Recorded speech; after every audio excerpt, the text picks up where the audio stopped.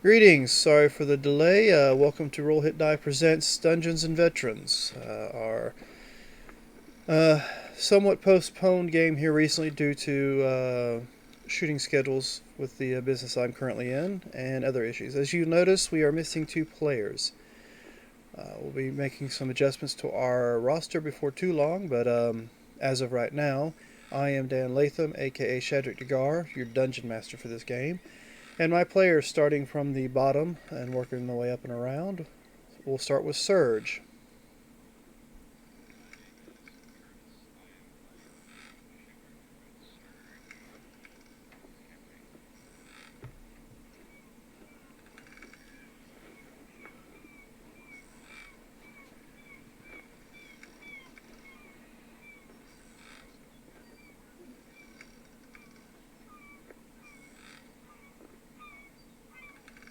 All right.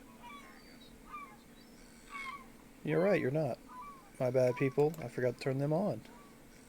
So they've been talking all nice and neat and not hearing a word. So let's try that again. Surge, who are you again? All right. My name is Curtis Ross, and I am playing the Druid Shifter Surge. My name is Joshua, former army. I'm playing Chikai no Shi, a mysterious monk of slash ninja of unknown origin background. He kind of keeps to himself a lot and likes to be a pincushion. I'm followed by. Well, hello, I am Marcus Scott. I am playing Brother May I, your friendly, lovable cleric for now. I haven't had a drink in a while. Drunk. And then next to me, that guy right there. I'm the DM, so you want to point the other way. Oh, that way. I'm Fritz Nippold. I'm a retired reservist, and I'm running an active duty character, Sergeant Rock, who's a World War II soldier who wound up in this world somehow.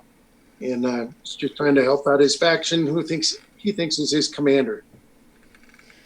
All right. So before we get started, a few announcements. In case you can hear it or not, there's a little noise, sound effects going off in the background right now. That is being brought to you by Sirenscape. Also, our maps and stuff is being done on the app called Roll20 for me to show my players the detriment of their decisions. And with that, let's see. Anybody else got any announcements they want to bring up? No? Nothing? No. I will mention we have also technically a sponsor called GUI Cube. Now, if you're able to catch us on Friday nights at 7, we have another live play Dungeons and Dragons game called The Darkest Dream. It's a product created by the company named GUI Cube, and they've been nice enough to supply us with some different products that we can use during our streams, whether it be this one or that one. Let's see, with that, those who were with us last week, out of the 3 that are here, who would like to gain, I want to use it because we have them, they're called GUI rewards. Who would like to gain a GUI reward? I don't know why that is, because I did change it right before the stream. But who would like to do a recap for last week, or last episode? As skipper of the ship, I guess I have an obligation to read out of the log. So we managed to get to. Those birds too loud? They're a little loud, yeah. A little, yeah. Yeah. They were That's sounding a little loud on my end, so I'm sure they were on your end since you're closer to the speaker than I am. Yeah. So we did some business in the port that we arrived at after sailing west from the island that we escaped, and we're able to refit our ship and get ready to go sailing to the islands to the south, which includes the island we're supposed to be headed to. And we set sail and went to the first main city we could see and found out that it was basically abandoned, but there were some mercenaries waiting for us in the woods. We brushed them pretty easily and continued our sailing to get to our original destination. What's the name of that island? Orzul or something like that? Orzul. Orzul. And then as we made the turn and started heading across towards Orzul, we were intercepted by a couple of vessels that seemed to have undead on board. And we were hailing them. And that's where we ended.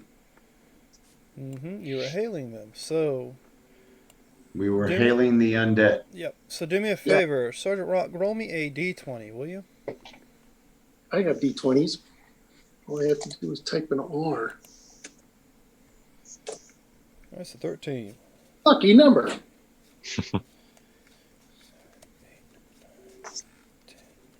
So there's only 13 undead on there? No, there's 3 times that. Nice. Okay, so, Sergeant Rock, you can use this at any point in time that you decide you want to use it, but this is an advantage on an initiative roll. You have 1 advantage on 1 initiative roll. A boon. Yes, that's the nice little boon you get for giving us the... And if you'll remind me at the end of today's session, Surge, Yep. we will do the dice roll to possibly give out more boons. All right. Because I'm going to incorporate those into this campaign as well. And Awesome. that is a product from the same company, GUI Cube. Alright, so you have 2 ships in front of you. Well, on either side. And you have been informed they do appear to be commanded or commandeered by undead. The atmosphere around you is currently deep overcast, surrounded by fog, and the fog cleared just enough for you to see these 2 ships coming out.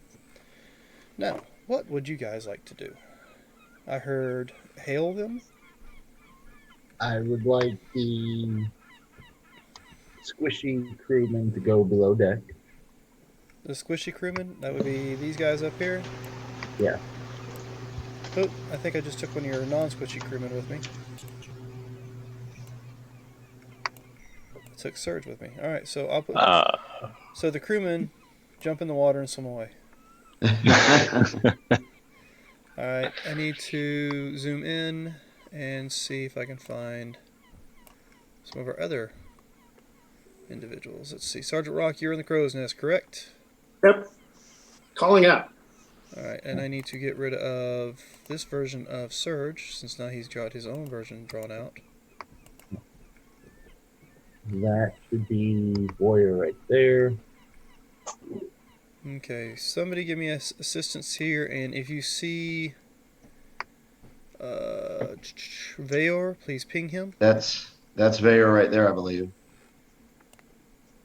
Yes, it is. Yeah. Thank you very much. And that should And that's ducks, right? Yeah, this is Dux right there, I believe. Alright, so we'll put ducks and Vayor together up there by the top. Alright, so what are we doing? And I'm assuming that this right here is where the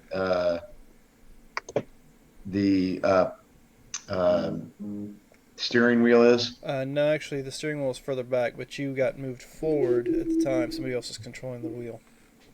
Put ducks on helm. Okay. So Dux is on helm and Bear is navigating for him. And I tell him, you guys stay put and navigate. Alright, I will move them in... Excuse me, I'll move them in that position. Root beer went down the wrong hole.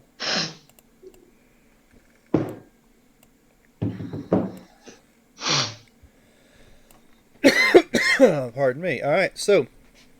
What was the action we wish to pull?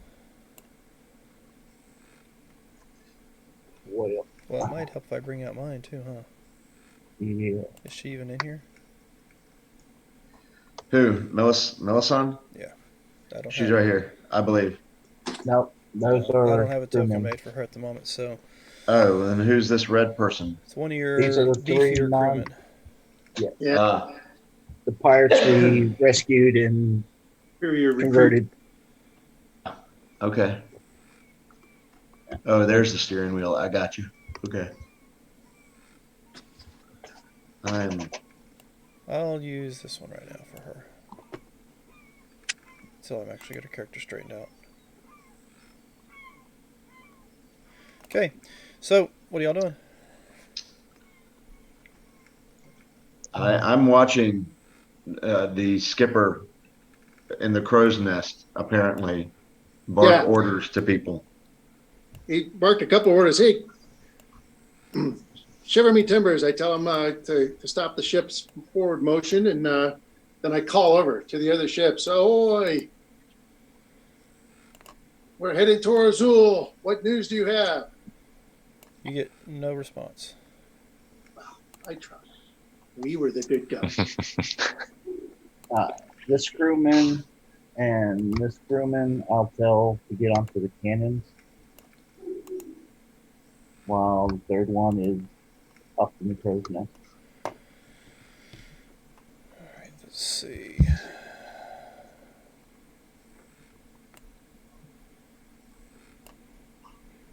Okay, give me a perception check, please.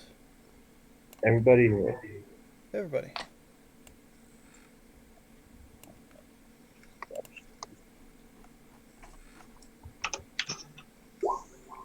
Yes, starting off strong.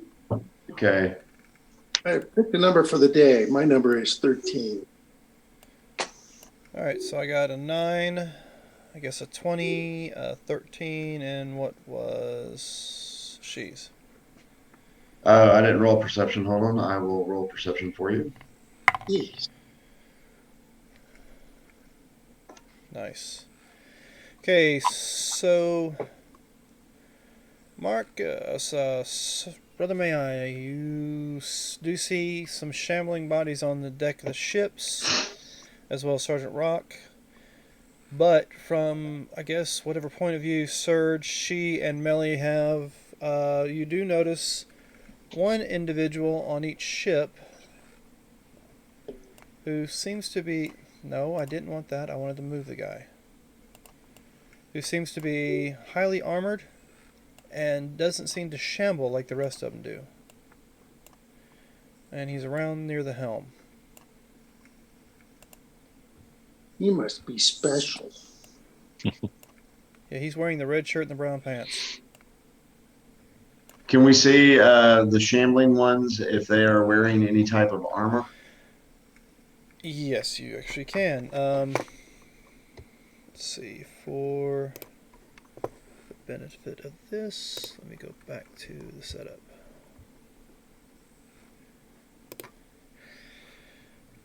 Half of them look to be strictly like shambling zombies, and a couple of them look like well-armored skeletons. Okay. And it would help if I actually had the encounter brought up, but I didn't. My bad. Alright, so, well, you know, you guys did say you were going to talk, so I thought I'd let you talk it out. That didn't work out too well, though. So what are we doing? They're outside my 30-foot range. So Do they look like undead? Oh, yeah. And Oh, you've well, already that's- been told they were undead, I believe. Yep. All right. We're going to lean behind. I command for full speed ahead. Step on it. Nobody knows what step on it means in this century, but I start stomping. So following my skipper's orders, I immediately slammed my foot down onto the let's do that as a free action and make sure you do something All offensive. and then I look back up at him and say, I stepped on it. What else am I supposed to do? So as soon as your ship looks like it's starting to Attack to starboard. speed up, I'm just going to move them this way because turning them is going to be an issue. You notice that both those ships turn to block your forward motion. Awesome. And half the zombies fall off into the water, so we don't have to worry about fighting them. Yeah. I assume we still move forward a little bit, so they're just kind of putting a pinch on us, but we should still slide down, and then all our figures will have to catch up with the ship. All right, there we go.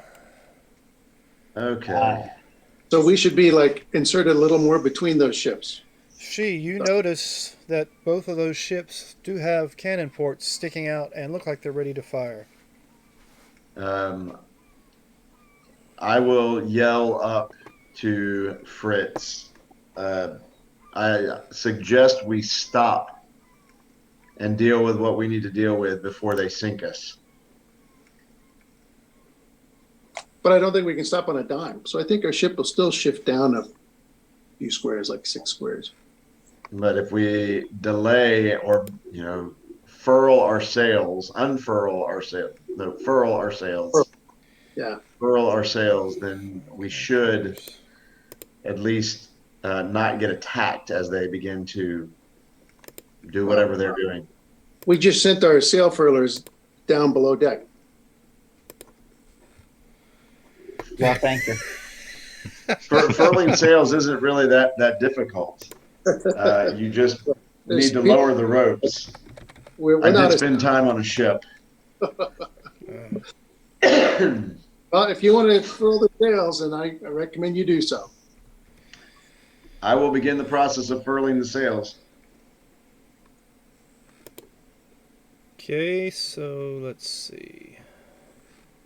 Until such time as we get boarded or something else happens, then Yeah. I'll at least keep it at a standstill for as long as I can.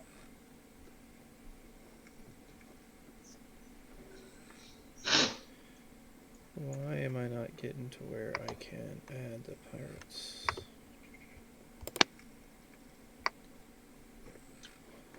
Okay, let's open that up full. That's why. Okay, so you're going to work on furling the sails, you said. Yes. What type of day is it right now? Extremely overcast. So are there shadows on the ship? Actually, the entire ships are kind of covered in a haze. There's no sun to cast shadows. Yeah, my notes show fog enshrouded us as we approached.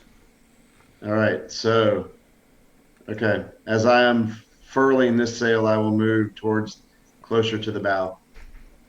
Alright, so if we're going to start making maneuvers, click your token and then click roll initiative.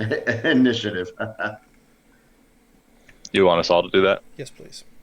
All right. Give me just a second.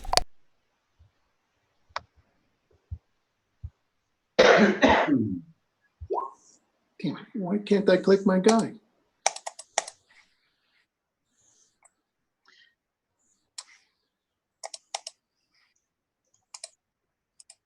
You cannot move. Sergeant Rock will not be moving from the crow's nest during combat. I turned off selection. I was measuring distances. Is that me that I just rolled? I'll put Sergeant Rock the roster like this, but then I'll fix his initiative. All right, so that initiative I just rolled is 19 plus 3, so that should be a 22. Alright, and that's 22. Surge. Yep, that's what it should be.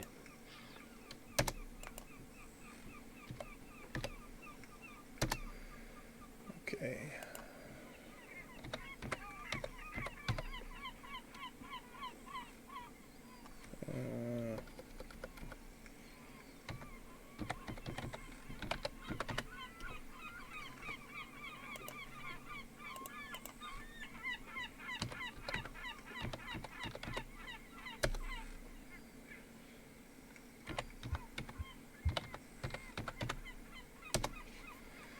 Alright, so let's see. I've got May I, She, Melee, Surge, there's Rock. Okay, now working on the other guys. So we get those rolls in.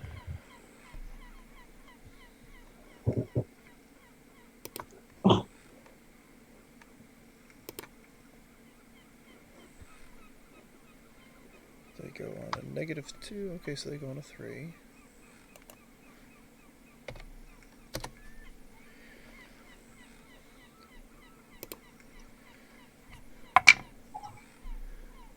Okay, they go on an 8. Nope, nope, nope, that's not the right one.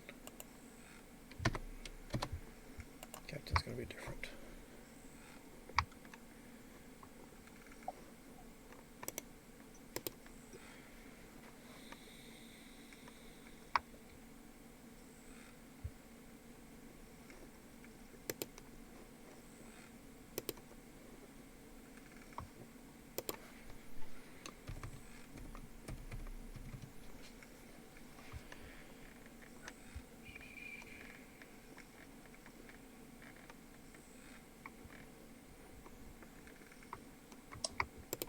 Let's see how bad these will be.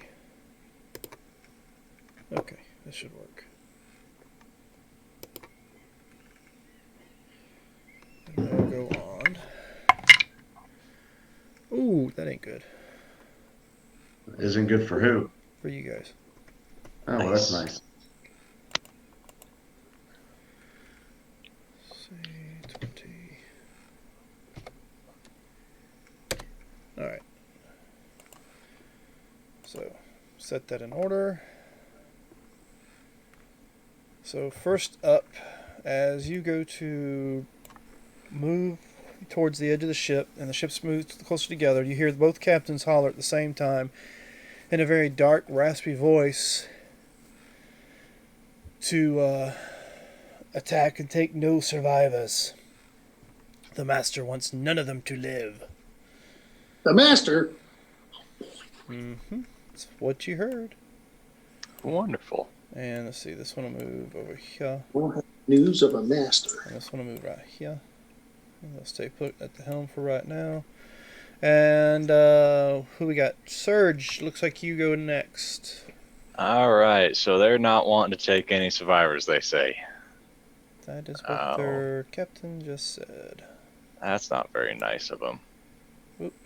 Sorry, So I people. will- The map's moving all over the place. Move that up, and then let's see. I need to make sure I get the distance on this spell right. Okay. This may cause a little bit of an issue for him. I'm going to cast Wall of Fire on the ship right here, going along the side with the flames towards them. Alright, and that's And it's going to be 60 feet long and 20 feet high and 1 foot thick. Okay, and it's a 10 foot from the wall deal, isn't it? It is the opaque. On one side, you cast. Each creature starts to stand within 10 feet of it. Alright, so. Has to make a 15 1, 2, DC 3, Dex 4, save. 5. And just to make sure you're doing it on this ship right here where I am pinging.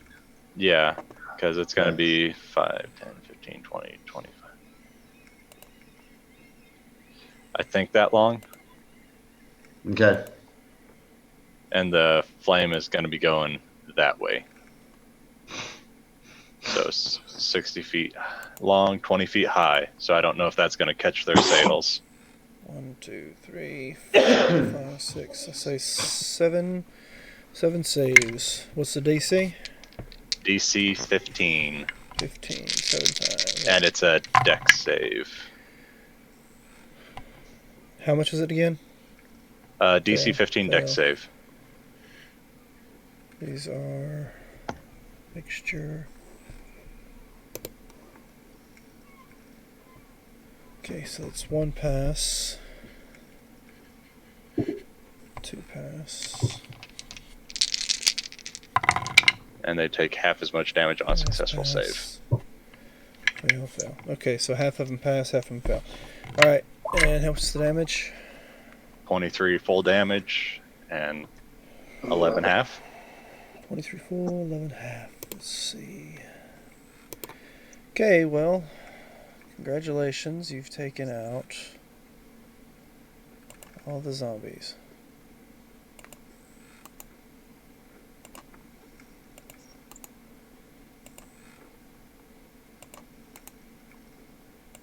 I don't like being threatened. I think there's one zombie that survived. No, the rest Well- of them are skeletal-looking pirates. Oh, They are actually made their saves, and some of the clothing that they did have on them is burning. but they like it. Well, they don't seem to show any like or dislike at the moment. Okay, let's see. We have no Veer, we have no ducks, so let's take them off of here.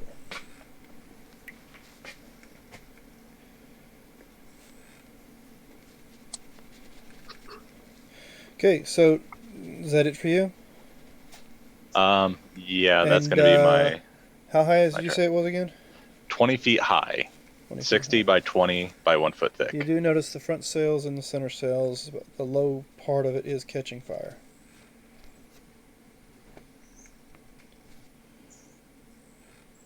Oops. That ain't working. Alright, so you've done a move, done an action, no bonus or nothing like that. So next Not up, that I want to use. Sergeant so, Rock, yep. you're next. All right. Well, Sergeant Rock will load in some hollow point rounds. He's going to be designating this target here on this other ship for his first shot. Okay. That target that you got green ring around? Yeah. Alright. Go for it. Figure if I don't kill him, maybe I can knock him off of his ship. Then he goes, bang. Where is it? Rifle with Hex. Pew. I bet a 13. Right? 13 does hit, and the damage is? 14 force and 2 necrotic from the Hex. Okay, so... And Ooh, necrotic damage to a zombie or skeleton. Maybe it won't do anything, but I gotta try it. And also repelling blast. So he goes flying. Flashes. I'm hoping that also adversely affects his performance. And then I'll move my next aim. I imagine I can't see this guy once he goes over the side of the ship.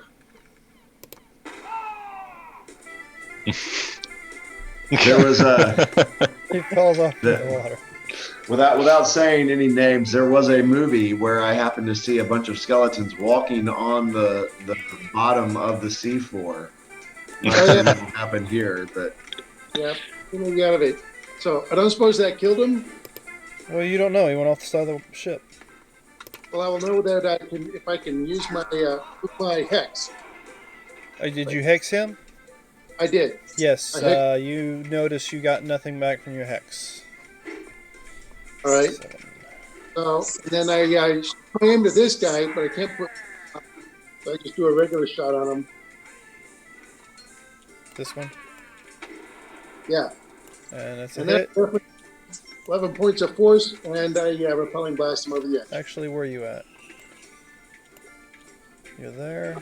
Filling blast. Still goes off the edge. Somewhere over here. Yeah. Alright. So I can't Splash. shoot this guy because we stopped so suddenly, so I have to shoot little guys. But maybe 11 points killed him. And that's it for me. Alright. Oh, I'm in hands, go ahead and full the sails. So who we got next? That is going to be She, I believe, is up on the bow. yes, I'm up on the bow, and using the cover of shadow and fog, I am going to disappear and appear right here behind this guy. And so I will ask, because I suddenly appear behind him, will I have advantage on my first attack? You will, because that is part of your ability. So, Whether he knows you're there or not, part of your ability allows you to have advantage on your first attack once you pop out of shadow. all right, I think this is the right one. Let's see. Yep. So I offer a 21 to hit him. Let's check and see if that does. Alright, so with that, yes, the 21 does hit. What are you using? It's an unarmed strike, which is magical at this point, so it's magical bludgeoning damage. Okay, that's what I need to know. Thank you. And how much damage you cause? 11. 9 for the bludgeoning and 2 for the sneak attack. Alright. And then- Got that noted. All right, and then I will hit him again. Oops. Should not have been done at advantage, I don't believe. So I don't. no, that second, correct? second one not at advantage. First one's the only one Yeah. that counts. And with So- that, you hit him, but you notice this time when you hit him, apparently you didn't hit him hard enough, and it kind of his skin feels a little tougher than basic skin would feel like. If that makes any Okay. sense. And then And then I will use once. I will spend 1 key point to take the disengage You action, can't, I though, believe. because you used your bonus bonus It's action. not a bonus. It's not. You have 2 attacks. It's an extra attack. I have an extra attack. I have 2 attacks right now. Yeah, you got your Wait a 2 minute. attacks. Oh, it is a bonus action. You're right. It is a bonus action. Yeah. Sorry. If you're going to do the disengage action. I was going to do dodge is what I wanted, but it's still a bonus action. Right, So. because you did the shadow jump, that counted as your bonus action. Yep. And I think that music's still too loud. And I turned it down. I like it right there. That sounds good. That works. And that was Sarge right there. Alright, so that was your go. Let's see who we got next, I believe is Brother May I. You have... Actually, it's the chip crew. They had a 15, but I'm going to have this guy. 5, 10, Now, for your 15, benefit, 20. you'll notice the markings. Green and red. Mm-hmm. Red are skeletons, greens are zombies. Alright. Well, this green guy here Uh-huh. is going to get shot at by that guy.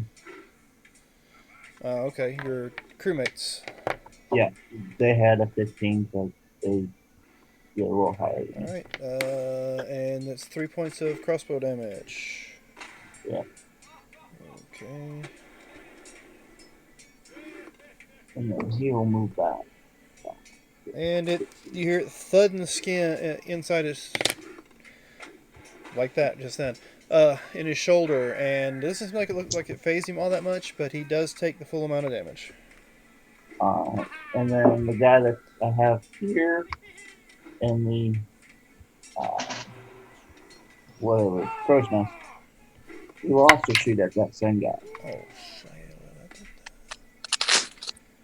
6 points of damage. Same guy? Yep. Okay, I'll take your 6. He is still shambling along. And I will position myself kind of in the middle, take a defensive stance, and wait for the barrage of on borders. Alright, so who do we have next? Alright. You don't say. Here she is. What is her movement? Yeah, she's not going to be able to get very far. So she will move right up to around here. She'll wink at Sergeant Rock. And she will fire off 2 Eldritch Blasts at that guy. So...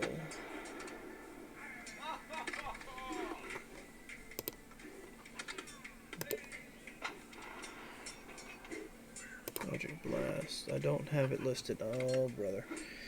It's a 1d10. Okay, it's going Is to the be... damage.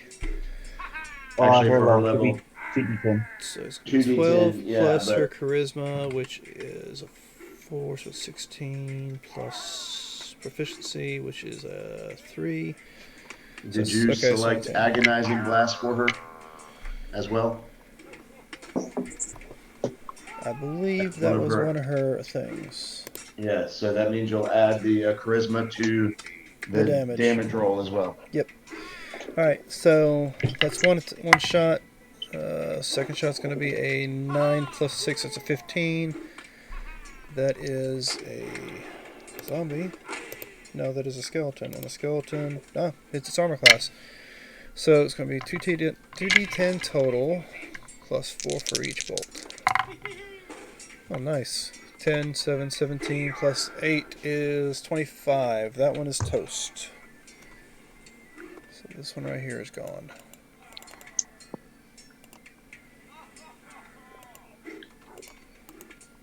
Not as well as you did, Serge, but I think I did good enough. Moving right along, it is now the skeleton's turn. And they grab a rope nearby. Swing.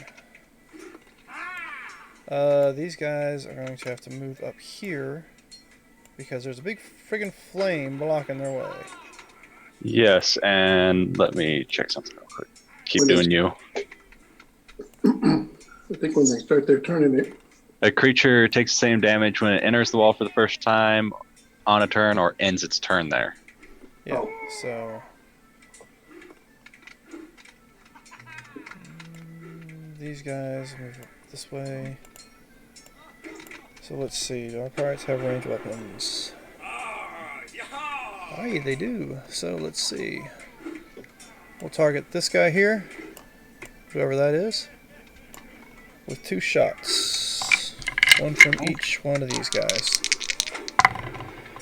Alright, so that is going to be, the highest roll I have is a 14 to hit this guy. 14 is their armor class. Okay, well he only gets hit by 1, and he'll take 5 points of piercing damage for that. The other guy here, can he get within range of firing a bow? Yeah, I'd say they're in range, so he will fire as well. And that's going to be a 13. I don't believe that hits. No. Alright, so our zombies do not have ranged weapons. Let's see. This one here will swing and land. Swing and land. Well, no, maybe not. He'll move up to fire. These guys will move over here. Let me verify their speed. Oh yeah, they can make it to you.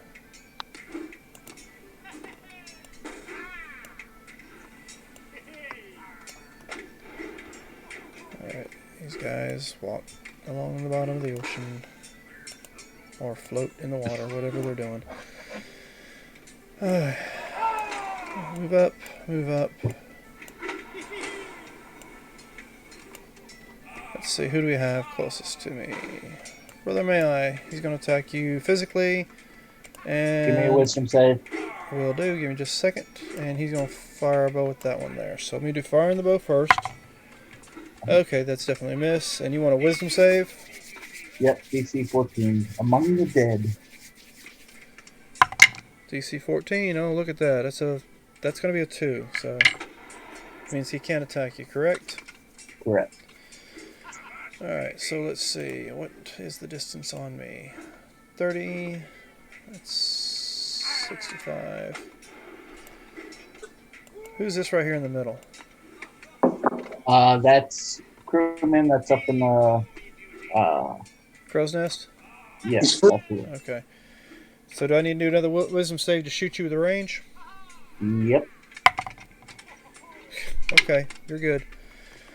Let's see. Oops, my map just moved all over the place because I made the mistake of moving my mouse. So, you have what appears to be 2 very smelly, very decayed zombies on you. Alrighty. And first one's going to do a slam attack for a 14 to hit. 18's your magic number, sir. No, 13 was the roll I made. Okay, so that one misses. That one rolled a natural 1. So, give me a D100 there, she. You got it. I think he should just slam his partner. There you go. It's 4. ooh, may the force be with you. Okay, so he swings his, he swings to slam you with both, holding both hands together to go to slam you. And when he does, he actually rips off his left hand and misses you completely. But he's got his left hand in his right. That's awesome. Homemade club. So Improvised weapon. I will say point of damage on that. Alright, so now we go to the top of the round. Those who are on the ship. Let's see. Brother Maya, you're facing the wrong way. Sergeant Rock. I need you to roll me a perception check, please. I have a tiny bonus. Very tiny. Alright. He was looking away. Yes, I see that. So Sergeant Rock doesn't know it either.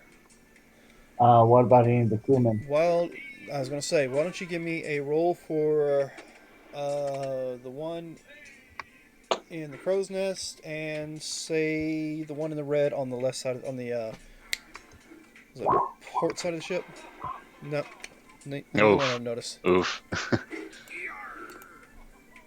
All right. There's a lot going on.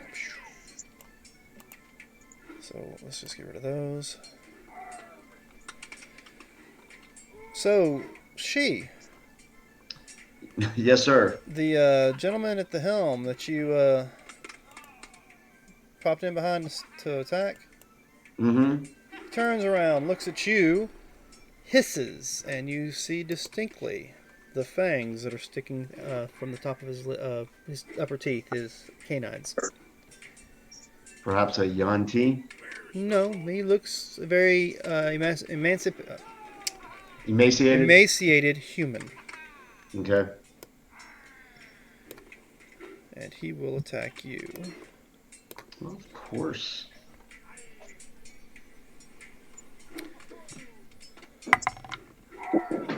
Okay. And he will hit with 1. Okay. So 26 to hit. Definitely hits.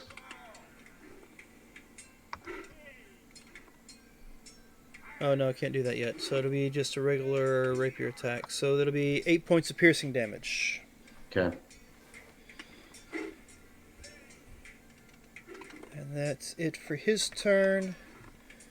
His partner on the other ship will move forward. Actually, let's see. What's the distance on that?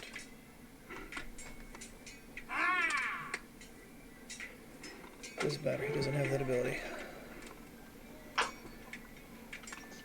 Sorry, my map keeps moving because my mouse, even though I'm not clicking it, it still registers something. So I don't see it moving on my side. it's on my end. I'm not moving the Okay. whole map, just moving the map on the stream. So I see. with that, this one here will climb. We'll just scurry up the crow's nest right there like it was nothing. And let's see. I think that'll end their turn. Surge, you're up. Alrighty. Is anyone within, I'm assuming, the 10 feet of the wall? Let's see. You are. It's 20 foot tall, but 10 feet. No. They would take damage. Nope. All right. The captain of the other ship is a lot higher than that. He scurried up to the top of the crow's nest. I am A-okay with that. Just And figured.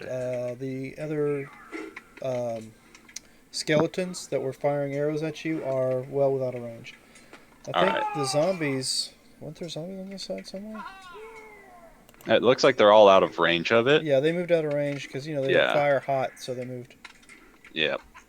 So that is okay with me. I am going to use my bonus action to wild shape into a giant elk. And then I am going to charge this skeleton right here. May I? Yes, that would be a skeleton. All right. So I'm going to charge over here to the skeleton and make an attack roll All for right. my, I think it's my ram. Go for it. +6 to hit. Did you roll? Not yet. I was gonna say, you said a number, and I was like, I don't see anything. Oh, there it is. So that's a 13 +6 to hit. That'll be a 19. 19 definitely hits. All right, so that's 4d6 +4 because of the charge. Okay.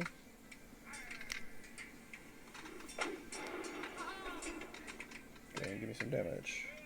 15, and I need a DC 14 strength saving throw. Okay, I rolled a 17 on the dice. And you said strength? Yep. Straight roll, so 17. All right, he is not knocked prone.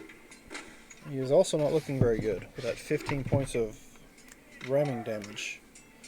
Yeah, and that'd be magical ramming, I believe, because at a certain level, my wild shape becomes magical damage, Oh, okay. if that means anything.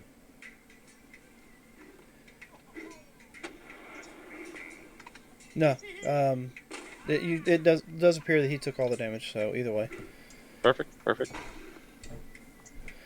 I'm just checking something out. All right, so that was you, Sergeant Rock. You are up, my friend. Sergeant Rock sees a guy on the edge of his ship. He will fire upon that fellow. Fire away. Bang. Give me that 100 roll, please. Unbelievable.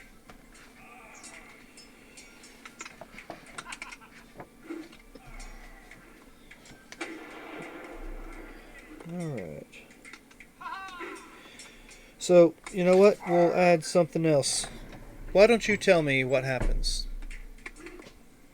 Oh, for me? Yes. Why don't you give me your description of the misfire that just happened? Of course, we're still at sea. So as I fire, a wave rocks the ship, and I get thrown around the crow's nest because there's some moment up there. And I get knocked down in the crow's nest. All right, so you pretty much knock yourself on your own butt. Yep, he's All prone. right, which will knock you off your second shot then. Yep. All right, so with that, I believe you are the next one up. Yep. So I will look at the dragon or the snake fanged guy, and I will punch him once, and then punch him again, and say, "You steal from the dark and from the night, but this is where I live."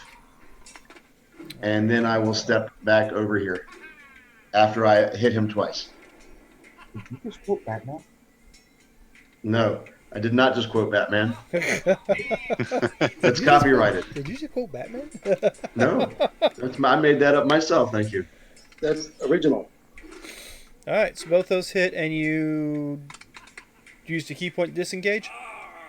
No, I shadow stepped, so I didn't have to disengage. Ah. I didn't move away from the square. I disappeared.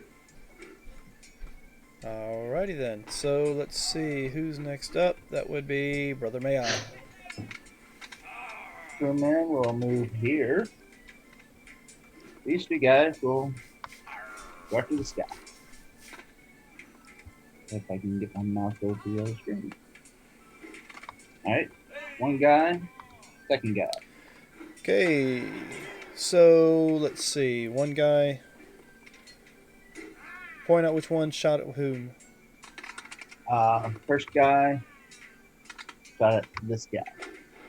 Alright, so They both shot at them. they both shot at the same one, or Unless the first one hits this guy and kills him. first one hits him for the first time and does not kill him. So he seems to still be standing nice and strong. And then second guy shot at him.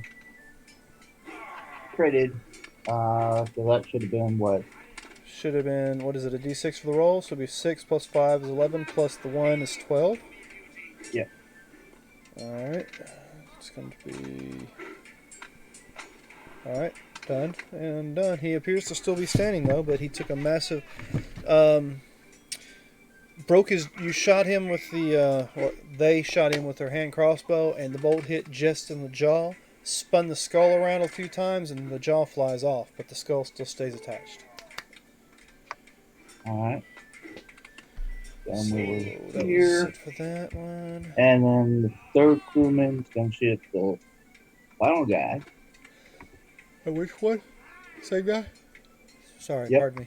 Alright, so... Jeez Never. Louise, okay. So tell me what happens to this skeletal pirate once that one shoots him. Because that definitely takes him out. As the head's spinning around, guy aims, fires, bolt goes through the socket, knocking the skull off his head and bouncing down along the whatever the front end of the boat's called. Okay, and the rest of the pile of bones just drops to the ground as a sack of bones. Yep. Alright, so that was you. Oh, that was the crewman. Now me, I will move here. And hopefully, if you want to move, so I get attack of opportunity. wisdom save. Wisdom save, of course.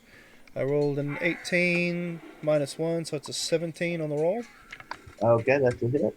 Well, that's he gets to hit. He hasn't rolled a hit yet. Oh, yeah.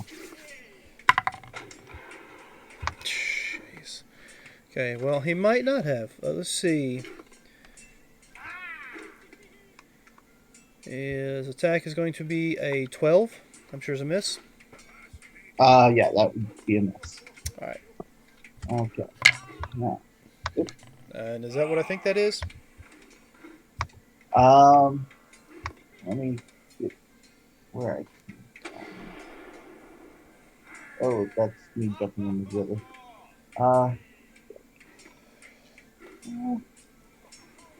Can't get those two guys. All right, well, fine. I'll go there.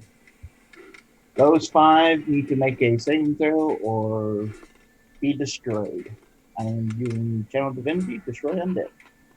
Who's this here? Power of a Is that mighty. she? I have no idea what that is. On the bow of the ship, is that she? Did you port back over to your own ship? I believe that's what he did. He's muted right now. Okay. All right, so 5. 1, 2, 3, 4, 5. I need to make what kind of save? Wisdom saving throw. Oh, they're real good with DC those. 14. Let's see. It's like One of them's a Plus zombie. 4 or 5, right? So what? Nothing. Ignore me.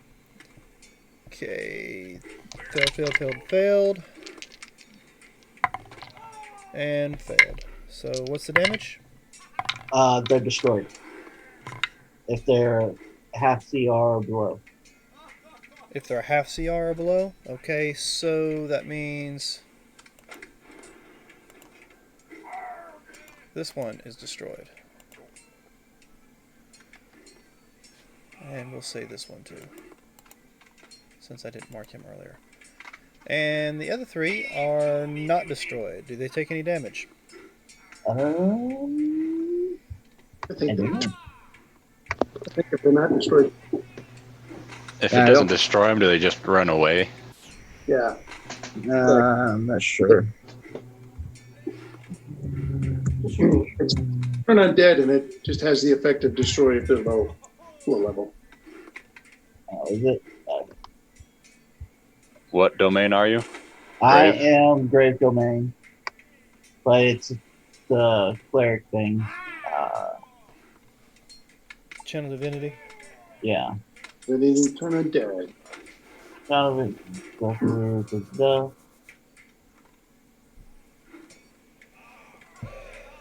Okay. Yes. If they fail to turn on dead, they are destroyed. So, yeah, I guess that's all tied in together. So I guess those other 2 who failed, they just run away from me. Okay. Now I'm figuring out how players work. Okay, so they are, since they failed, they've got to run from you. Right. Okay, so when their turn comes, I'll know you remember that. Alright, y'all done? Reactions. Uh, It must use the dash action. It can't take reactions. Yeah, dash action. Well, actually, you can go to a dodge once he gets cornered where he can't move. Mm-hmm. Alright, so... And it lasts for a minute, it looks like. Yeah. Or until it takes damage. Alright, so on their turn, which is after Mel's, we'll take care of that. So Melly is like, you still got more? trying to remember turn on dead's action or bonus action or reaction or what it is. So whatever your channel divinity should tell you what it says if it's a bonus action or action. That's Yeah. I unfortunately can't recall right now, so Channel Divinity, at second level again, deal with divine energy from deities, deal magic or the effect. Some of them additional effects. As an action, you present your holy symbol for turn undead. Yeah. Yeah. So. Yep. so you got a bonus action. Yep. That. If Hayden took a dip, he would be able to destroy undead all the way to CR1. As an action, you present your holy symbol. Yeah. But I'm only level 6 player. As my bonus action, that would be just me screaming out, going, "Arr!" Got plenty There of you going are. on. Arr. Alright, so that's yours. Looks like Brother May's got some skills. So she will. Let's see. She'll move a little closer, pass behind these two guys, and look at them sternly because she remembers those two guys from the bar the other night. She get right here and shoot this one. Yeah. I heard you the first time. Okay, so 16 and 16, 16, 22 and 16, so that's definitely a hit.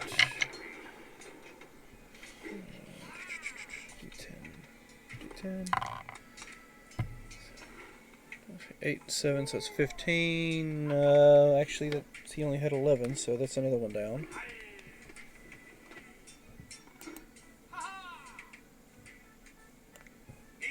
Alright, and now it's their turn.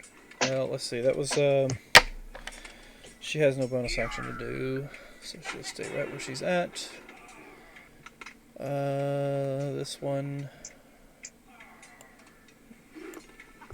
I guess you're going to get an attack of opportunity. If this is you. Okay, Because- yeah, I'll take it. Because to run as far away as he can from Brother May, he's got to run out there on the tip. All right, I'll go ahead and take it. 16 with 8 magical bludgeoning. Okay, so that'll take the 8 points damage. Don't think he's been hit yet. He would have been fallen. Now he's no longer under the spell. So he Okay, can so I come can back. stop him right there at she. Yeah. Alright, so Surge, you get one too. All right, attack of opportunity. Let's see what happens. All right, So that works for me. I don't have to move that one. he's just dead. Don't need to roll damage. No, yeah, you need to roll damage. Oh, okay. You said you didn't need to roll that. I Move just that don't one need to then. move him because you hit him and caused him to stop. Oh, all right, correct. Oh, that's Oh. wonderful damage. I live. 2 1s. That's great. I love it. Alright, so let's see. Is this one of you guys or is this one of my guys? One of your guys. Oh, it's too many. Alright. That's the vampire. Oops. Oh, Undead what? creature. Yeah, the undead creature. That's all I heard. Yeah.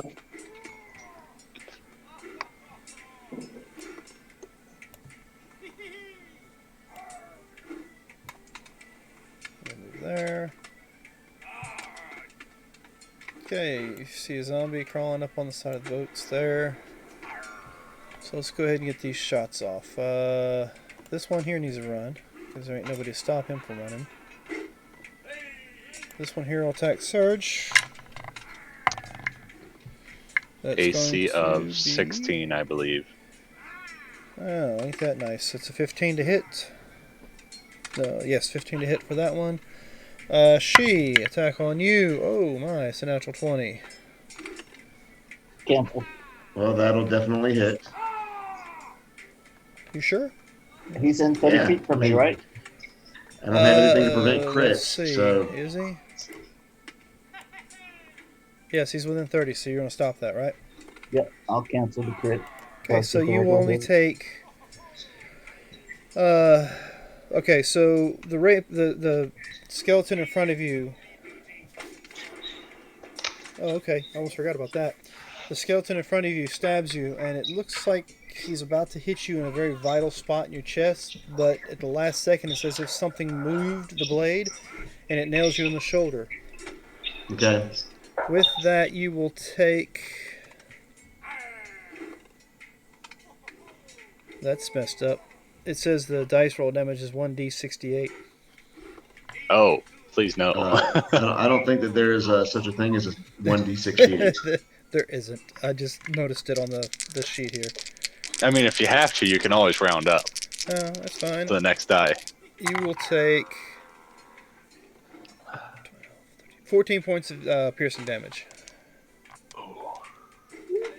Did you say 50, 50? No. 1-4. 14. Okay, that makes a difference. Yes, 14 points. And with that, he will dance his little tail over here out of your range. And I don't know, when he's running, I guess I didn't think about it, but you do notice he kind of, I don't know, this fancy footwork. He moves out of your range without a provoking attack.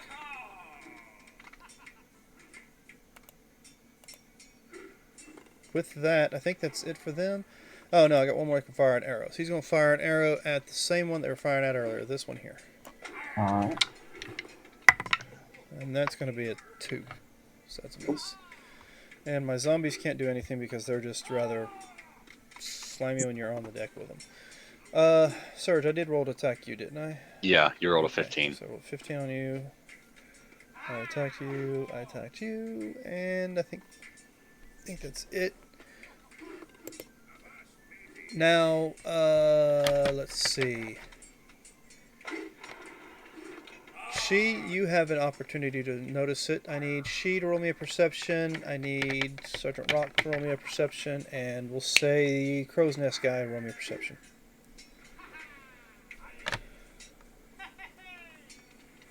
Where's it going? Okay, She notices. And I'm waiting on Sergeant Rock. Sergeant Rock will say you notice as well. The ship is listing to one side, and you look back to see why that is, and notice that there's nobody at the helm. Hey, You I was notice expecting those guys to keep driving. that Dux and Vayor somehow are not there. And you don't see them anywhere on the deck. That's not good. And of course, there's no place real high in the back for Vayor to climb, so you know that's not the case. So you don't know where they're at right now. And with that, it is now the captains of the other ship's turn. What can we do? Nothing at the moment, other than this one will. Let's see.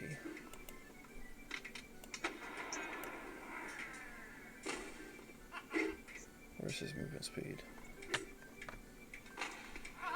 That's what I thought. Okay, this one here, I'd love to be able to mark him and do so.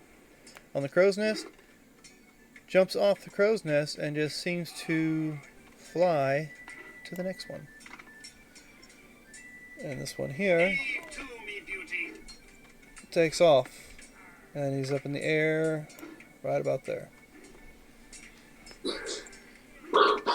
Are they flapping their wings? Flap, flap, flap. No, they just seem to be defying gravity.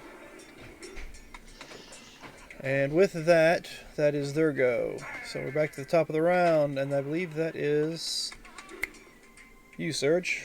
All right. I hope those flames get to that guy soon. They're burning up a little bit, I hope. And since this guy in front of me uses reaction to, I believe, attack When did you build this? him, I'm going Construction to... build it for me. Oh. And this too.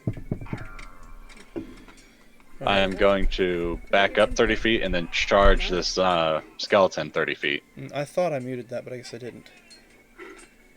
We heard it. Alright, so do that again. You're going to what and what? I'm going to back up 30 feet from the skeleton in front of me and then charge him. I Okay. believe he's already used his reaction on May I when he moved in. He just recovered his reactions because he goes at the end of the round. Right. So, Yeah. But yeah, I'm going to back up and then charge him. That's fine. I rolled a 4 to hit you, so that's going to be, I think, an 8 total. And that's a natural Do not 20 to touch hit the him. dragon. That's the gift. Vicious. You Amber go to that attack. again, that's So, I do. It's right there. so we max those 4 6s for 24. And you hit with the one right there at you. Yeah, so I natural 20 the skeleton in front of me, So and that's 4d6, and then those 4d6 are maxed, yes. Give me a correct? And then another 24 on top of that. Give me Four. a Description of what exactly happens to this guy. Well, this giant elk here, he just looks at this guy, backs up, and then charges at him, and then smacks him, just poof, into dust. Thank you. Alright, so everybody on the ship notices this elk just stomp this skeleton to powder. Yeah, that's perfect sentiment right there. So that's like destroying undead without being dead. I think that's a brand new spell called Stomp the Undead. Yeah. Alright, so with that was your go. He's gone. Do you have a bonus you wish to do? Not as this. I'm just gonna keep maintaining concentration on the wall of fire over there. Okay, Sergeant Rock. I was about to call you Sergeant Fritz. It's on you. So did this zombie here just climb back onto the ship? Yes, they did. Both of them. All right. Well, this one has my hex on it, so I have to take a shot at him. Alright, fire away.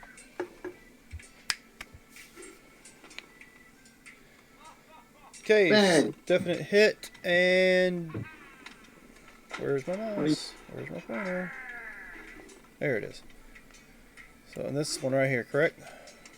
That's one you had the hex on. Alright, Yeah. so you pretty much nail him in the head, and his skull just explodes, and of course, whatever your hex gives you, you get. Yeah. And its body flies over the edge.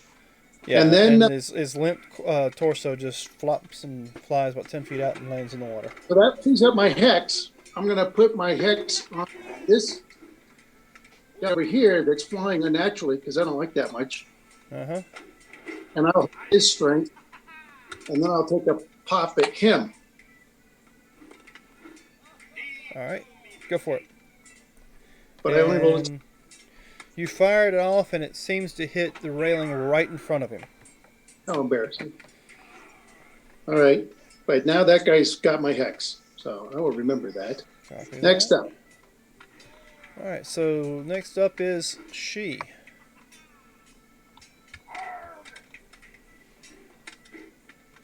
She. We lost she on Zoom. I just looked and noticed the stream was a little wonky. I didn't see that. Okay, so Yeah. And he's out of full 20 as well. So he he's must here have for lost his internet then. While we're waiting on him to get back in, we will be sure to drop him back in the initiative order when he gets back.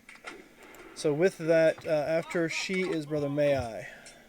Yep. All right. Somebody can check to see if he left a message on Facebook. I'll do that right quick while you're figuring out what you're going to do. Okay. Nope, no message. Okay. Both these guys went and shot at the skeleton dude that's been shooting at them. I assume the first one missed. Second one with an 18. First one does miss, second one does hit, and you're aiming for the skeleton dude at the front of the other ship. Yep, the one that's been shooting at us. Sorry, I was just trying to check to see. It says I have a message, but I can't read any messages. Oops. Alright, so that's going to be 8 points of damage on that one. Let's see. Alright, still standing. Alright. Not very well, but he's still standing. And the third crewman who just saw this unnatural thing fly across, he's going to take a shot. Okay, fire away. Oh! Ooh. Why don't you tell me exactly what happens with that? That fumble.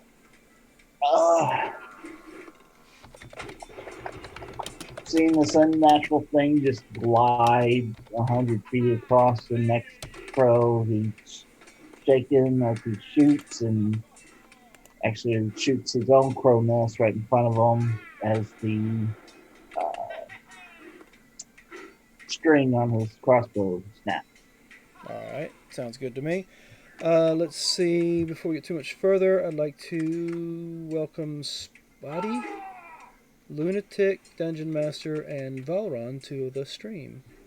And thanks for joining us on our show. If you have any comments or anything you'd like to say to the players, go for it in chat and we will respond. We're friendly that way. Or at least I am. So, and that was their go. Still have Brother May I's a actual movement. Yeah.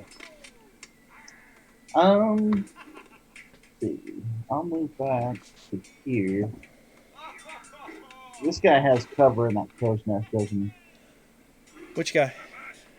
The vampire. Oh, he's not in a crow's nest. He's flying. Oh, he's flying? He is in the air. Uh-oh. Yeah. Did we get somebody back or something? Because I'm hearing some feedback from somewhere. Nope. And for those who are watching, I do know our cameras are a little messed up right now on our feed. It's because we dropped one of our players by accident, and we're not working on him getting back in. So we'll see what happens with that, and then I'll straighten him up if it needs to be. But go ahead, Brother May I?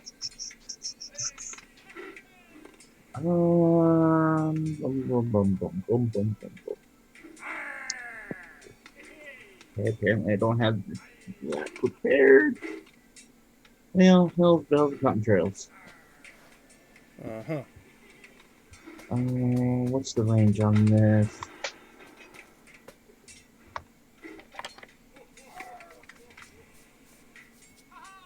$60 Is he 60 feet from me? I don't know. Let's check. 55, and then he's up in the air about, say, 40 feet. So, what is the angle on that? 40, 80, 110, 190 divided by... Nope, he's just out of your range by... Okay, well, I think I got, what, about 10 feet more movement? By what? 60 means 120, so he's further out than that. Oh, okay. So I can't hit him anyways. So yeah, he's just out of your range with whatever requires 60 feet. Okay.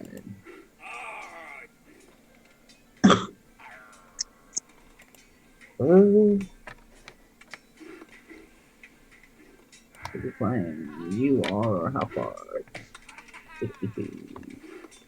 Everything's 60 feet. Well, you know what? It's not. Eldritch Blast!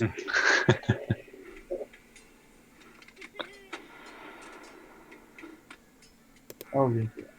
Oh, so you There's actually fire an Eldritch Blast? Okay. Yeah. And you're shooting which one? The flyer? Flying Vampire. Yeah. So I assume 16 to out of hit. character, Let me yeah. see. From the crow's nest, Sergeant Rock looks down and he's like, "The hell was that?" Okay, yeah, it didn't come from the girl down there on the bottom. It came from Brother May I. So with that, you just hit him with it. Alright, so he takes 14 points of force damage. Okay. Hold on a second. Sorry So- about that. Do that twice because that cantrip is based on his level, so he gets Yep. 2 shots. You get 2 shots. Oh, nice.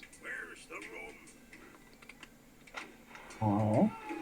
And of course, where's the rum comes during Brother May I's speaking. Alright, so that's going to be a grand total of 23 points that I'll take off this guy. Alright, noted. And he hisses in your general direction. So with that, that was Brother May I's long run turn with everybody else. So where's Melly? It's her turn. Melly is right here.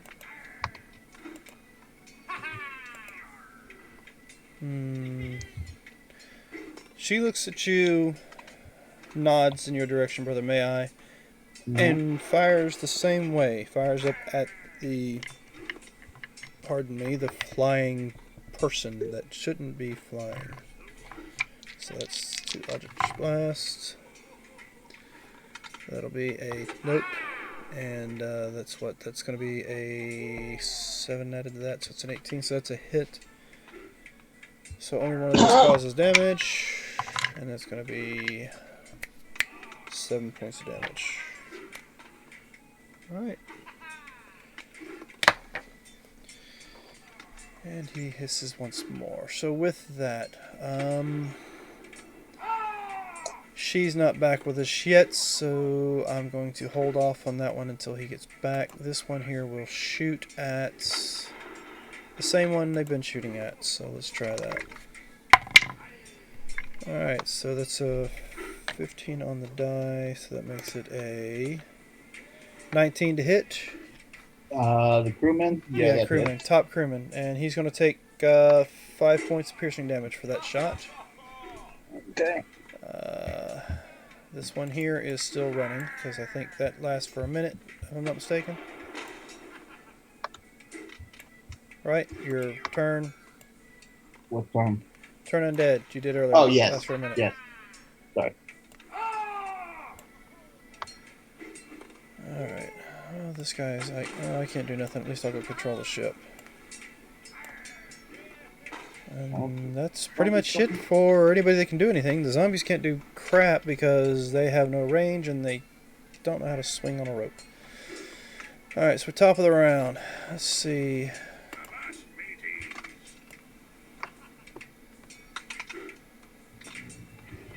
Alright, so we'll move him to right about there. And he will move. Actually,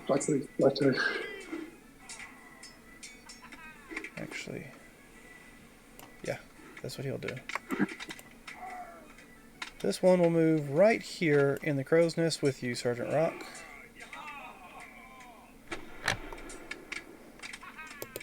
Of course, he can't do nothing, but he is there.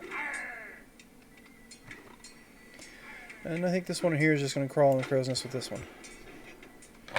So they've done their double their move action and have made their way to that particular spot.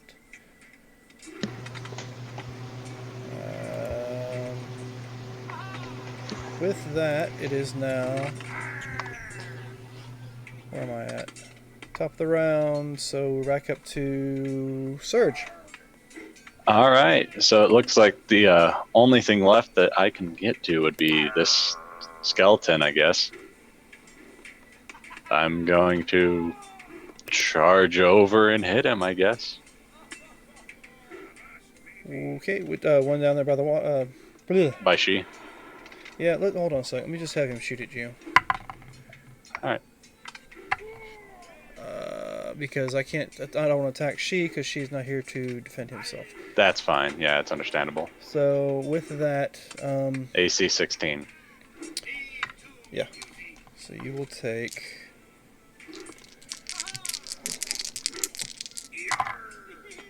5, 6, 7, 8, 9.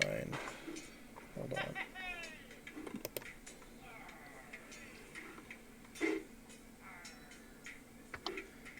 And 11 plus... It's 29 points of piercing damage.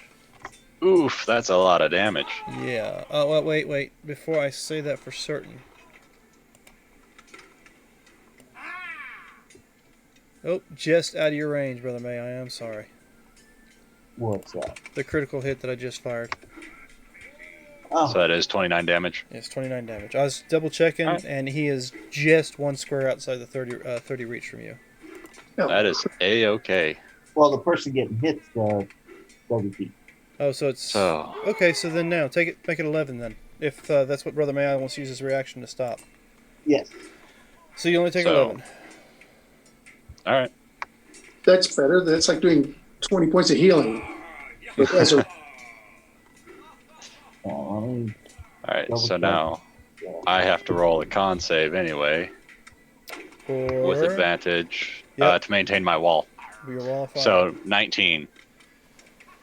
I'm pretty sure it stays up. Wall still burning. All those sails are they're gone pretty much. Now it's centering its way along the mast and the I don't even know what it's called, to be honest with you. The cross, deck? No, not the deck, but the cross. Yeah, half the ship's on fire. We'll just put it that way. yeah, that's the Perfect. top. Yeah. All right. But yep, I will move forward and charge this guy then. All right, go for it. I got 60 feet of movement, so I'm pretty sure I could make it. Well, yeah, you were. You're within 60.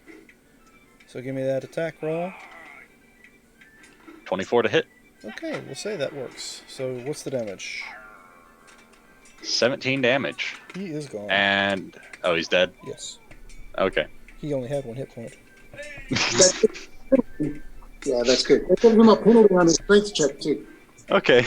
So I guess he doesn't need to make his saving throw about being knocked prone. No, but why don't you give me a dex saving throw to see if you stop in time? All right, Oh. that's fine. What is this thing? +3 dex. All right.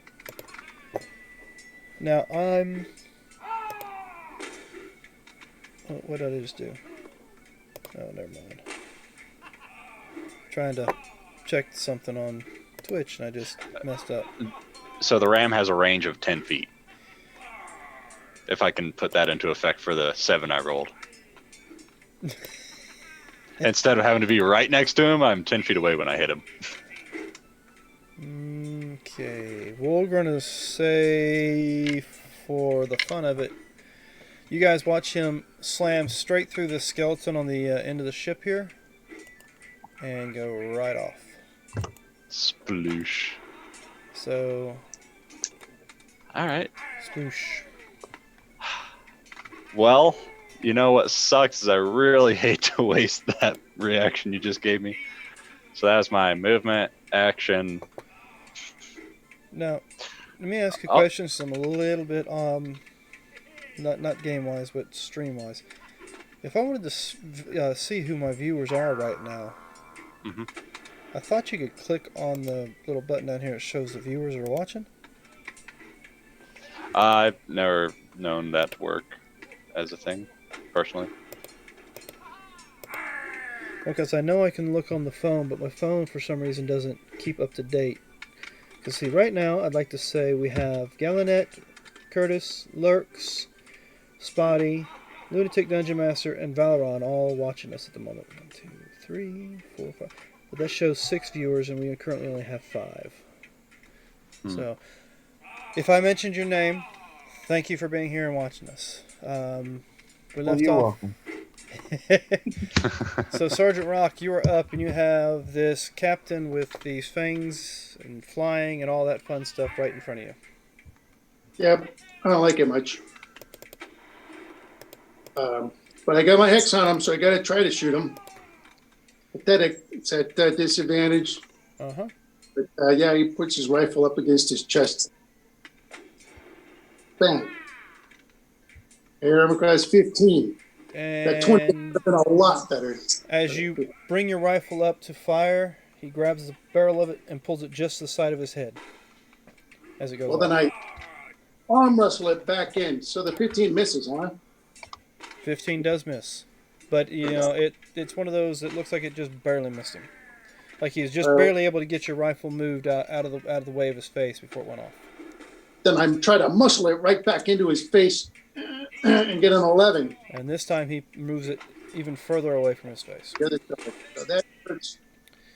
Turning off my crate and my super high rolls. And he grins. But I got a surprise coming for him. So. All right, so As my bonus action, I drop that once I hit the water, just so that's clear. all right. I'm sure he's probably upset right now that he can't get back on. Which is fine. I'm sorry for him that he couldn't get back on. Alright, so let's see. It would be She's turn. Brother, may I do me a favor? Control She for me. Alrighty. Tell me what she would do. What would she do? Run away! I know what she said. I don't know what she would do. Okay. Let's see what we got here. Let me move this out of the way. So I can actually see what's going on. Alrighty.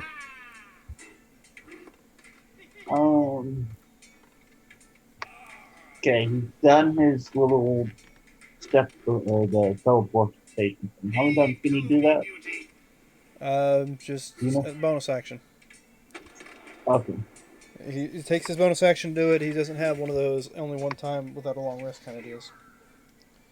Okay, so he can do it all the time then? Oh yeah, it just takes up a bonus action to do so. Alright, well, he's going to bonus action up here to this vampire guy. He can only go 30 feet, I think, with it though. Didn't he teleport all the way back? Yeah, I didn't think about that when he did it, so I'll allow it this time, but I think it's only 30 feet. It's 30 or 60. I'll check real quick. 60 feet. 60 feet. Okay, so you can go 60 feet, so you should be able to get there. Okay. If you're talking about can't going up move his top. token. I thought I gave you permission to move his token. I can look at his character skills. He can't move his token. Alright, I'm going to give you permission now. There you go.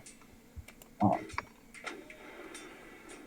He's going to hop up there behind old dude. Mm-hmm. Okay. And he gets advantage on the first attack after he does that. Alright. Advantage. You're going to make me kill she. Jeez, okay. What? You Choose the rolled 2 20s. Yeah, pick the 20. I mean, you rolled with advantage and got 2 20s. Okay. So, what's the damage with that weapon? D10? No, wait a minute. What's he using? Fortunately, It's a only- D6 plus 5. Yeah. Yeah, he's got it programmed correctly with the 6 for the crit. So D10 plus 5? It's a D6 plus 5 for D6 that plus sword. 5. Yeah. Okay. I mean- but what's not being added in, is he not a rogue of some sort? Doesn't he get sneak attack or no? It just shows monk level 8. Okay, so he's just strictly a monk level 8, so there is no sneak attack. Alright, so that's going to be 15 points of damage. Right. Here's- And, He gets another attack. well, he's a monk, so can he see the type of monk that can do use a key point for stunning strike? Does he have that? He is a monk rogue. I don't know how many levels of rogue though. His character sheet's only showing monk. 2 levels of rogue. 6 levels of monk, 2 levels of rogue. Oh, okay. So that means give me 2d6. 2d6? No. It's only 1d6, right? 1d6 of, yeah. So, Sneak attack. But it's roll me a d6 and I'll add it up. because it was a crit. Yes. Yes. So give me a d6 roll. So it's going to be 6 plus 2, so it's another 8 points of damage.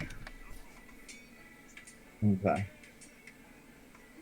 Okay. Got it. Like I said, I don't see anything written on here for like stunning strike or any of his monk ability. Okay, I think, Kurt, you got it brought up, don't you? Yeah, I got it brought up in D&D and Beyond. Check to see if he's got stunning strike. As a monk? Yes. Yeah, that's an open hand thing, isn't it? No, I think a stunning Or- strike is just a monk deal. Yep. Key that's- points. Yes, it is. He does have stunning strike. Right, It's a so- DC 14 if he chooses to use it. You choosing to use that for him? Yes. Alright, DC 14. Ain't that nice? Is that a will save? Con. Con. Con. Alright, well, that's going to be an 18. All right. And you get second attack? Oops. I shouldn't have been banned, but 16. No, so 16. 16 just hits him. Give me some damage. All right. 11 piercing. I got it. Rolls it automatically. Alright, And another key point for doing stunning it, strike. doing it again. Oh, He also gets another sneak attack because there's someone within 5 feet of him, you only right? sneak attack one time per round. Oh, you only get that one time. All right. Yeah, it's not each attack, it's one attack. That's all right. I've never played Rogue. I was just rereading this. So, with that is going to mean he is stunned. He only has 8 on the roll total. So he is Okay. now currently stunned. It's done to the end of my next turn. Mm-hmm. Yep. She's next turn. And that's Okay. it for she. Oh. Bonus action to shadow jump and then 2 attacks. Oh. Okay. Yeah. So now it is you and the crew. All right. Crewman that's up there with the flying squirrel will pull out his longsword and attack. Why was that event? Oh, well, he's going to move around. Crewman, it doesn't matter. He's stunned, so you get it with advantage. Oh, okay. So if Yeah. you want to roll again to see if it's higher. Yeah. Okay. Okay, good. Never mind. It's not higher. So it's going to be... What's the two... Oh, okay. Versatility. Is he wielding it two-handed or one-handed? We'll do one-handed. All right, For now. so that's 5. Half of 5 is 2. I'll say 3. All right. He notices that with the weapon he is using, that didn't cause quite as much damage as he was hoping for. So let's see. Do your next crewman. The other two will try to finish off that skeleton over there. All right, go for it. First one, That's a miss, second one. and that's a hit for 3 more points. Let's see, how many do you have left? Okay. He's still standing. Okay. I mean, your guys are like whittling at him, but he's still standing.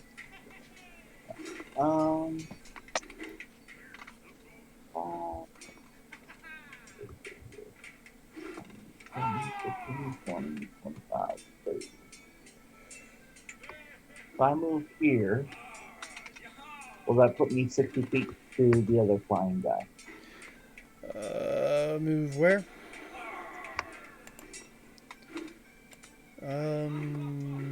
We'll say, yeah, you'll be within 60 feet of that guy. Okay. Let me double check this spell. Make sure that's what I want to do.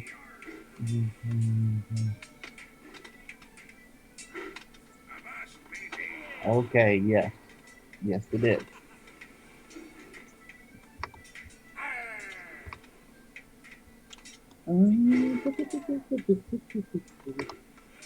Voila. What are we doing? Oh, that again? Yep. And the wisdom save DC 14. Okay. Okay, so it's a 17 on the wisdom save. Alright, he saves. Alright, is that it for you? Yep. Alright, well, Melanie's getting tired of this one over here that's just getting shot at a few times, so she's going to hit him. And let's see if she causes enough damage. Okay, 10 points. Works. Perfect. So this one is now gone. And she'll fire her second one off at, I guess, the zombie. I mean, why not? And misses with that one. Alright, so let her go. All the skeletons are gone. Did your fire continue burning or did it go out? It's still burning. Alright. It's got 6 more rounds. Alright, so these guys will move back this way. Pardon me. This one's going to try to put out whatever fire is not magically going. So will this one. So that's about it. That's the end of their turn. Now we go to the top of the round. This one's stunned. So we'll go with the one that's on Sergeant Rock.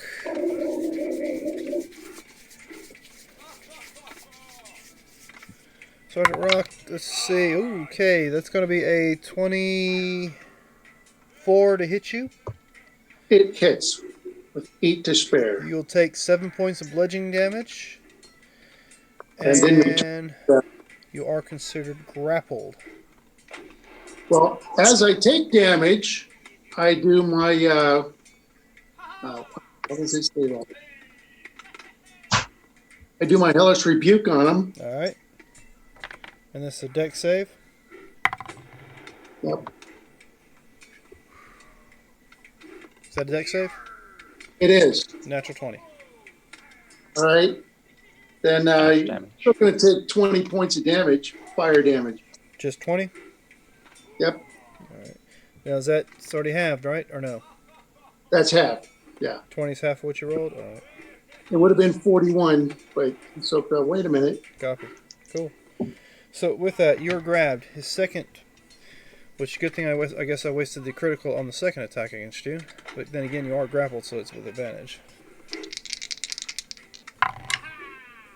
So that is going to be a 22. Yeah, it's easy for these guys, Dave. Let me verify how this works.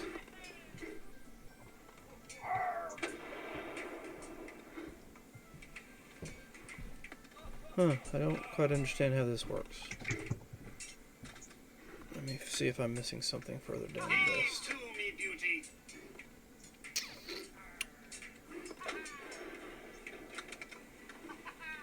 Okay. You'll take, okay,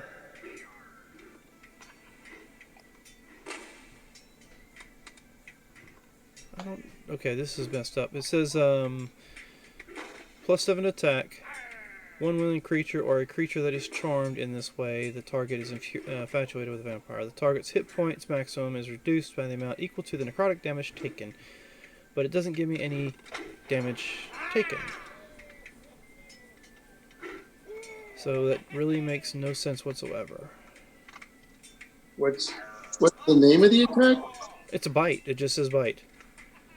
But Oh. it's, I think somebody made this one up. It's probably homebrew. Let me go see if I can find something that works better.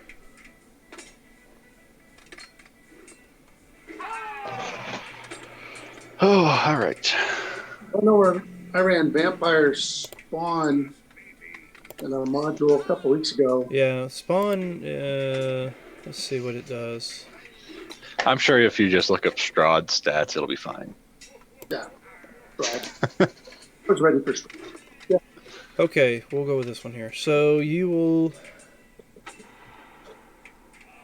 Okay, one willing creature or a creature that is grappled by the vampire, incapacitated or restrained.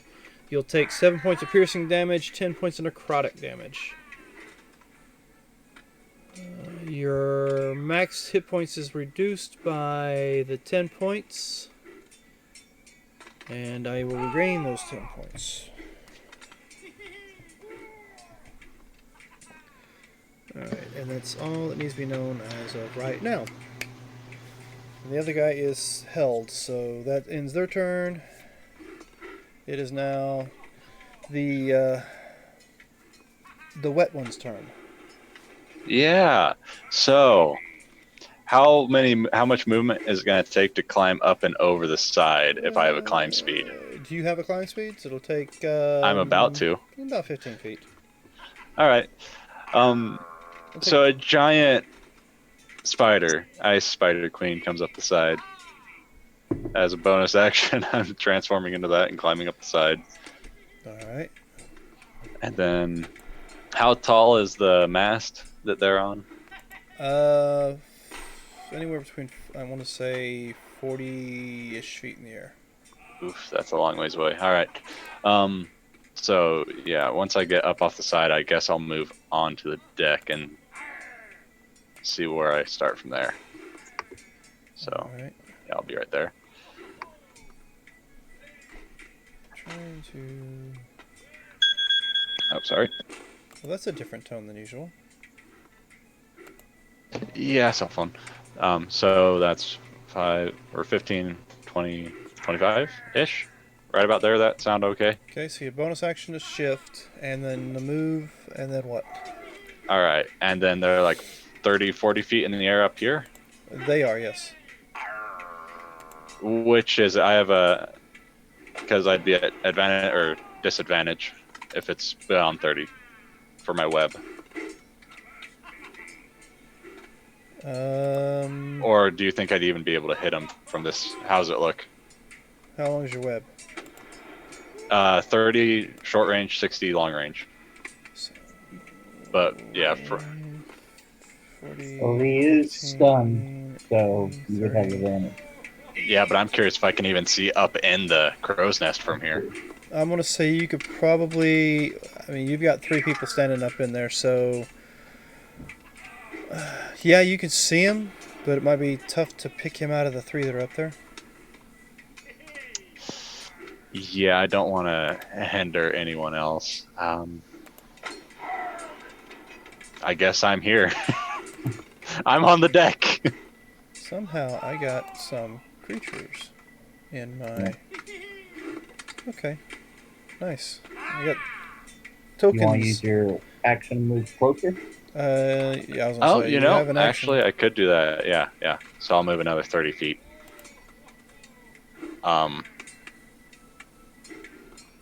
Right to there and not be within 5 feet of my friend. And not be within 5 feet? Yes, because I am extremely cold. Oh, okay, gotcha. You're emanating cold. Yep. Alright, so with that, it is now Sergeant Roxgo. You have this guy in front of you. He's got you grappled. What are you going to do? Was that? Oh, was that grapple automatic? Was it? Yes. There wasn't. That hexed his strength. By the way, I guess that reminds me. He hit me twice, so I have to make con saves. I lost the hex, so now I got nothing going for me. I pull up my 45 caliber pistol and I fire upon him. Just to make the DC 6 save again. Oh, rolled a 17 on the dice. That makes it a 21. Right, so he's just making a mockery of everything that I did. 24.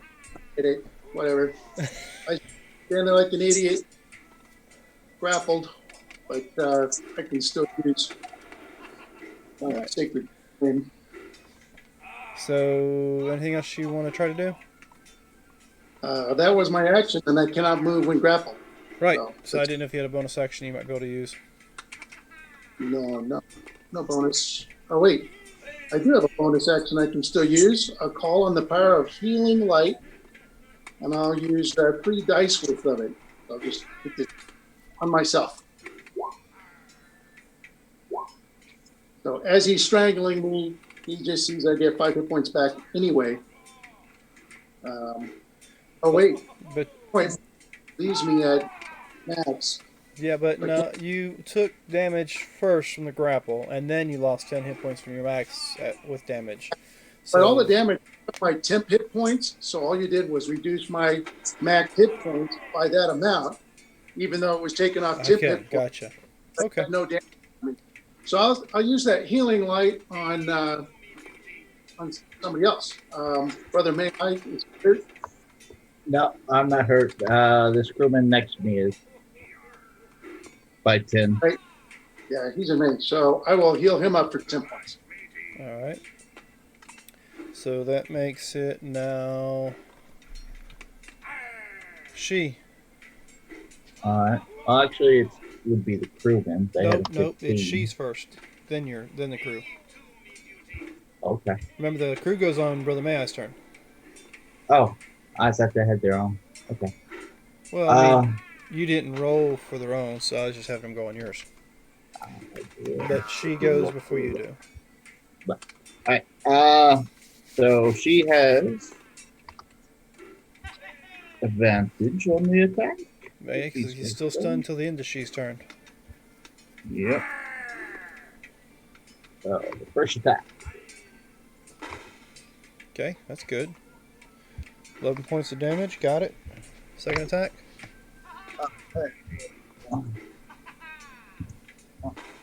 6 for his stealth or sneak attack. Okay, yeah. Got it. All right. Second attack. Dirty 20 for 9. And I will use a key point for Stunning Strike. No need. The creature in front of him on that last hit turns to mist. Okay, I will use the key point to finish that up because you can't let them. Actually, let's see if he would know that. No, he would not know that. Okay. So, his bonus action. What's the difference between the two here? The two crow's nests. What, 45 feet? Is that in his distance to his teleport? Within his shadow step, you mean? Yeah. Yes, he can shadow step there. Alright. Bam. We'll start step next to him. Alright. And Um, that should end his turn, right? Yep. Alright, so now it's the cruise. Now, crewman. We got a zombie that showed up. So, these two crew here will shoot at this guy. Alright. So, it's normal. Bam and bam. So, 13 points of damage to that zombie. Okay, give me just a second.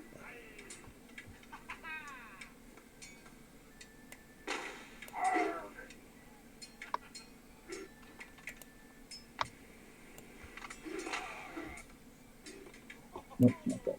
I need one. Going ahead and taking the opportunity here, I guess, to fix things since she is not going to make it back.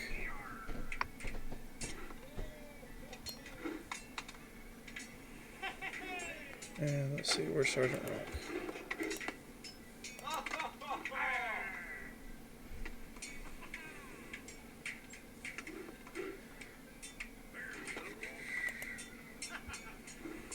Keep hearing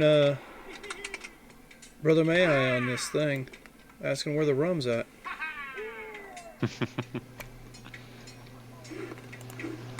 Alright. So let's see. Now's about the time he'll show back up after I've switched the cameras up.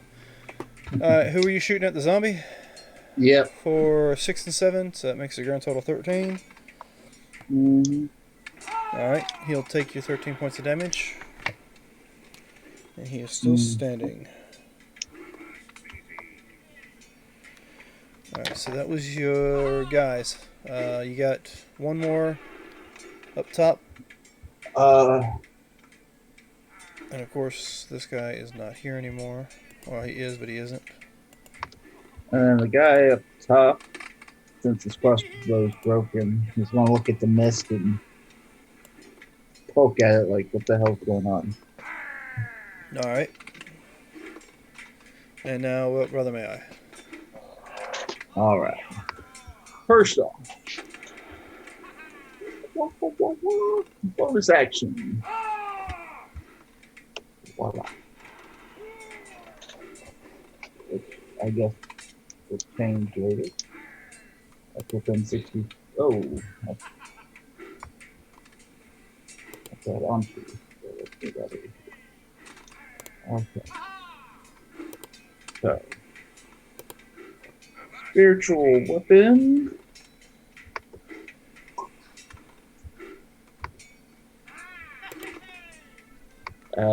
Gonna be a miss, I take it. Who are you trying to hit? The vampire. Yes, it's definitely a miss. That was my bonus action. As for my action, I'll hit him twice with an Eldritch Blast. Okay, that's going to be a miss, but that one will hit for 15 points of force damage.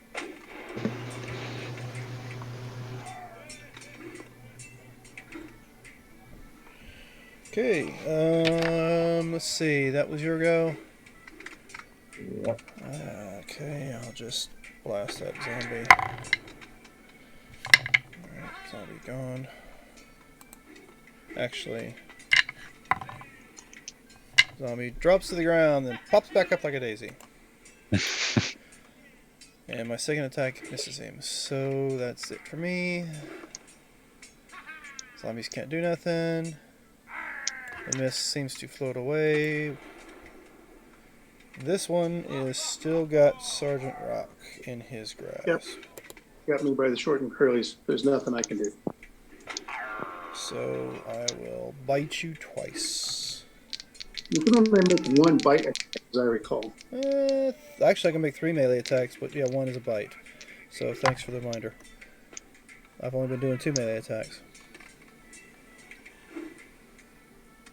Alright, so we'll headbutt you twice, and then bite you.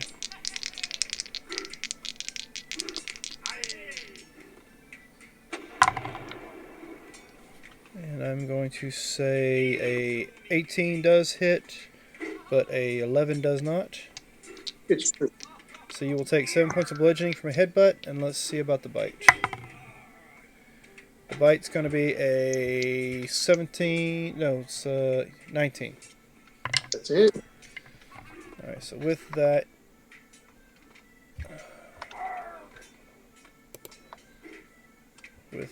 that's going to be... I'm just going to roll these because I'm not going to go with their number. Their numbers are a little high. You'll take...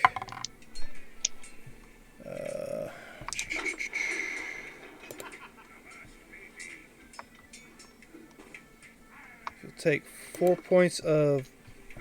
what is that? Piercing damage from the bite itself. And you'll take... oh, blessed. So much for that.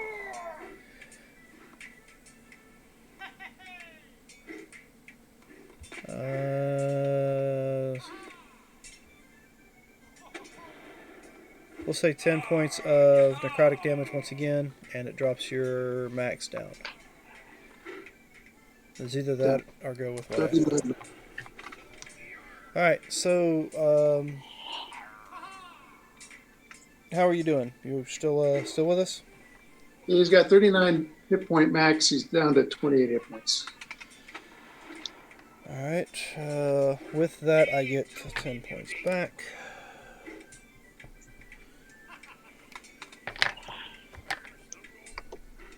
And let's see,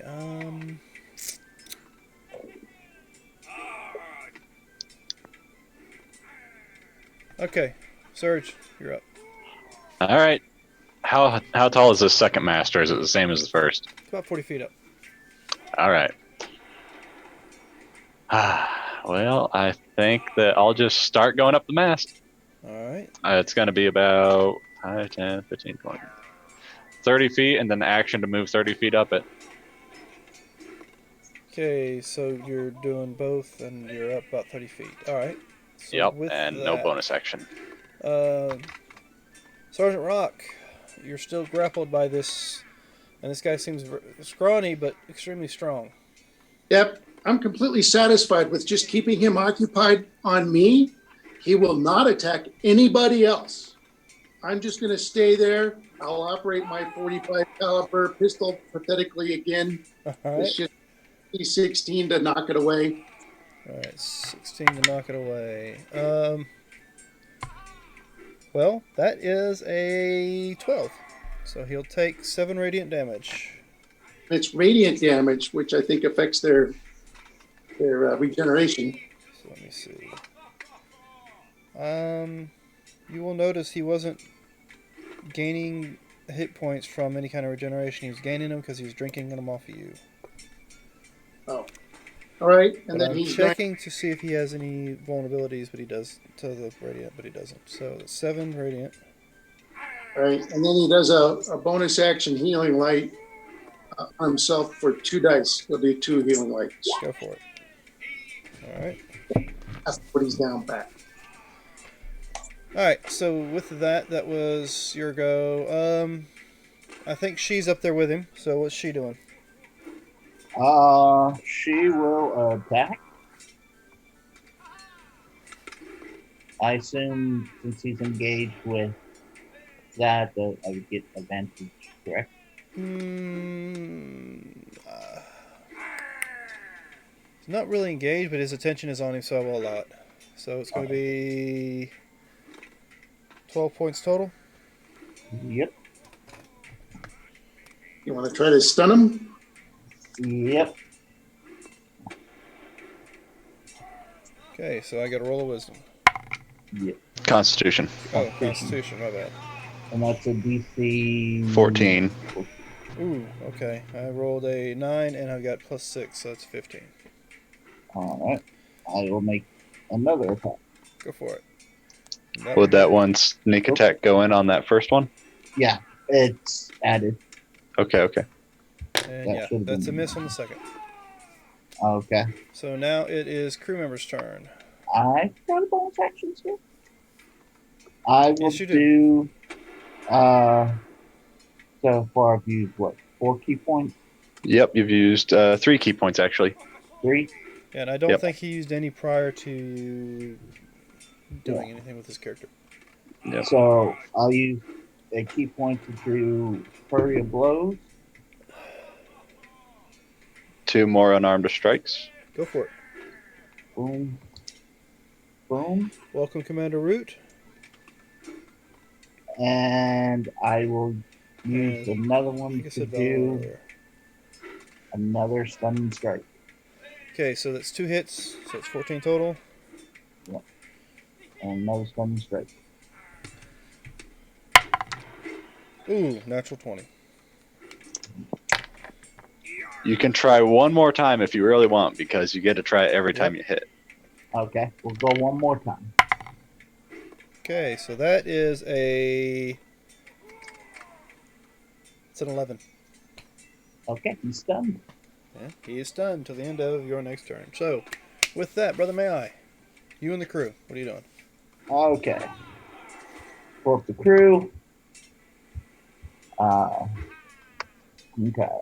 First off, this guy's confused about the mist. So doesn't know what's going on with that. So he'll climb back down. So that should put him about yay. The other two are gonna shoot at that zombie that they've been firing at. 13 and 16. Okay. First one. Hey, he's down after the first attack. He only had 1 hit point. He was doing the whole. Okay, well then the second attack would be at the flying vampire. Let's see. Flying Here we vampire? go. Which flying vampire? Oh no, he's not flying. He's up in the thing. Yeah. Okay. And the other one is missed. Okay. Alrighty. Now for me, my spiritual weapon. Spiritual weapons get advantage. Is he stunned? No. I'll attack. Didn't think so. Weapon. So what happens to your spiritual weapon there, Brother May I? I mean, you missed horribly, so won't you let everybody know exactly what happened there? I think it's get the deck moving around spiritually on the surface. Okay. Let me. Rock. Odds are even. The odds are against me. So you want odds? I want even. Odds are against me. Okay. So it's an even. Even's good. Okay. So you get hit. Yeah.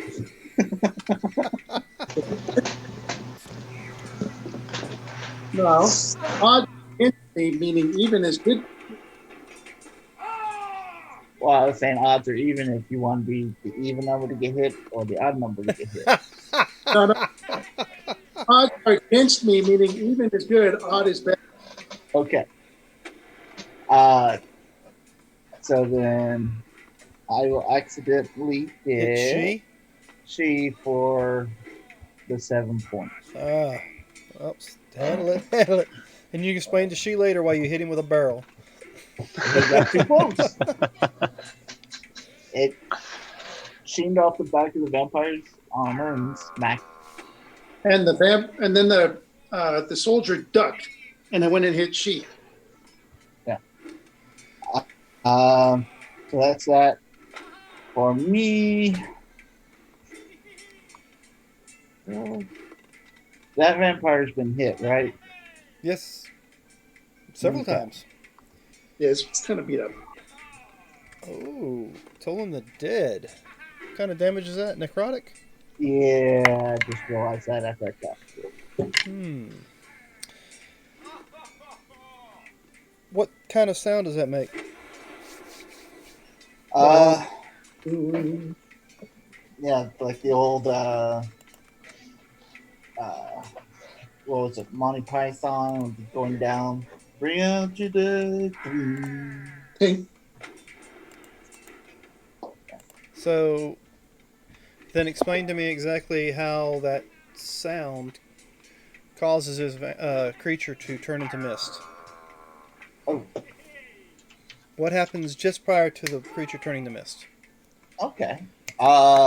Just prior to that, he'll hear the tone as it starts to vibrate his body into molecules that turn into the mist.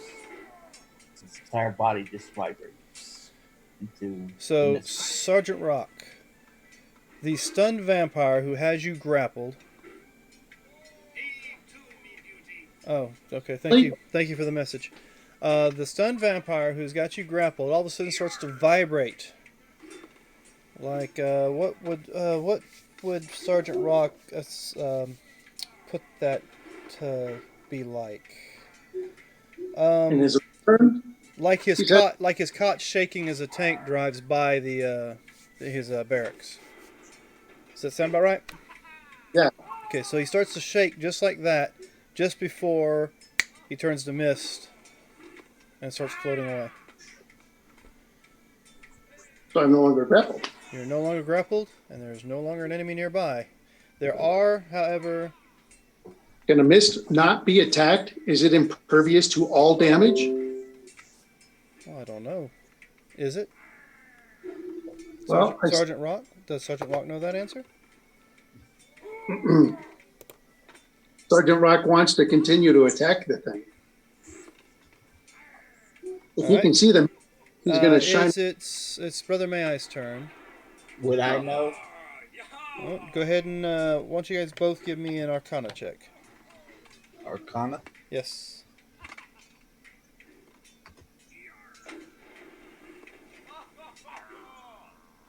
All right. So, Brother Mayai, no. So you don't have any idea.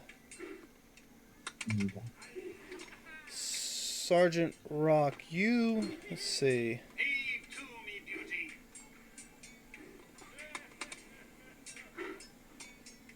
Let's see. He thinks it's just a Nazi trick. They look like gas, but he thinks they can still be fired upon.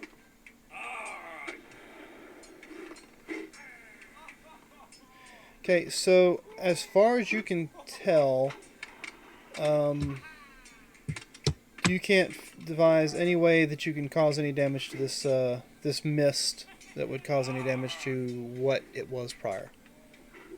It just seems like a gas cloud that just appeared from this creature's body. You don't know of any way to cause it damage. You do know that you've heard rumors that if it doesn't make it to some location within a certain amount of time, that it may not be able to revert back to its proper form. You do realize this is a different form, that this creature is not completely dead yet, I suppose. But you can't think of anything other than probably a sunlight spell, if you had a sunlight spell. That might actually do it. I have no spell. So that's short of a sunlight spell, it's the only thing you can think of.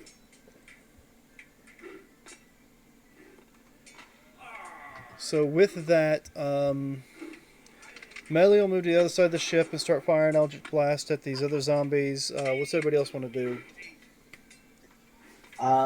If I can, I guess I'll come over to this ship here. Alright, so what we're going to do is, for time's sake, we'll say, seeing as all that's left is zombies and one skeleton, you guys did a fine job with dispatching them to begin with.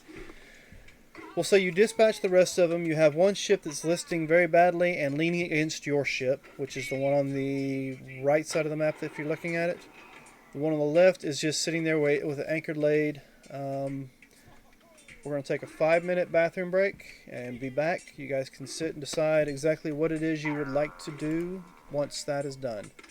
So for those who are watching us at this moment, we'll be back in about 5 minutes to continue the adventure of these crazy folks.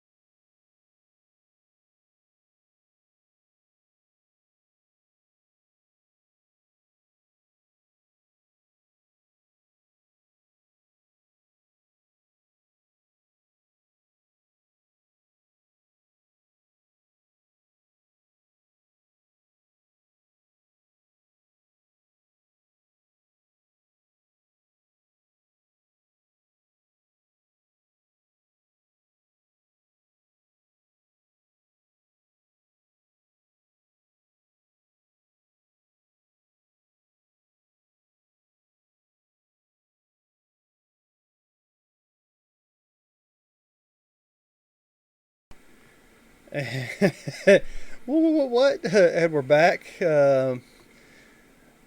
Okay, now you guys definitely have sound this time. So we left off before our break. These gentlemen took out both ships of undead, which I will take the moment here to clear those particular undead. The one ship is listing very badly.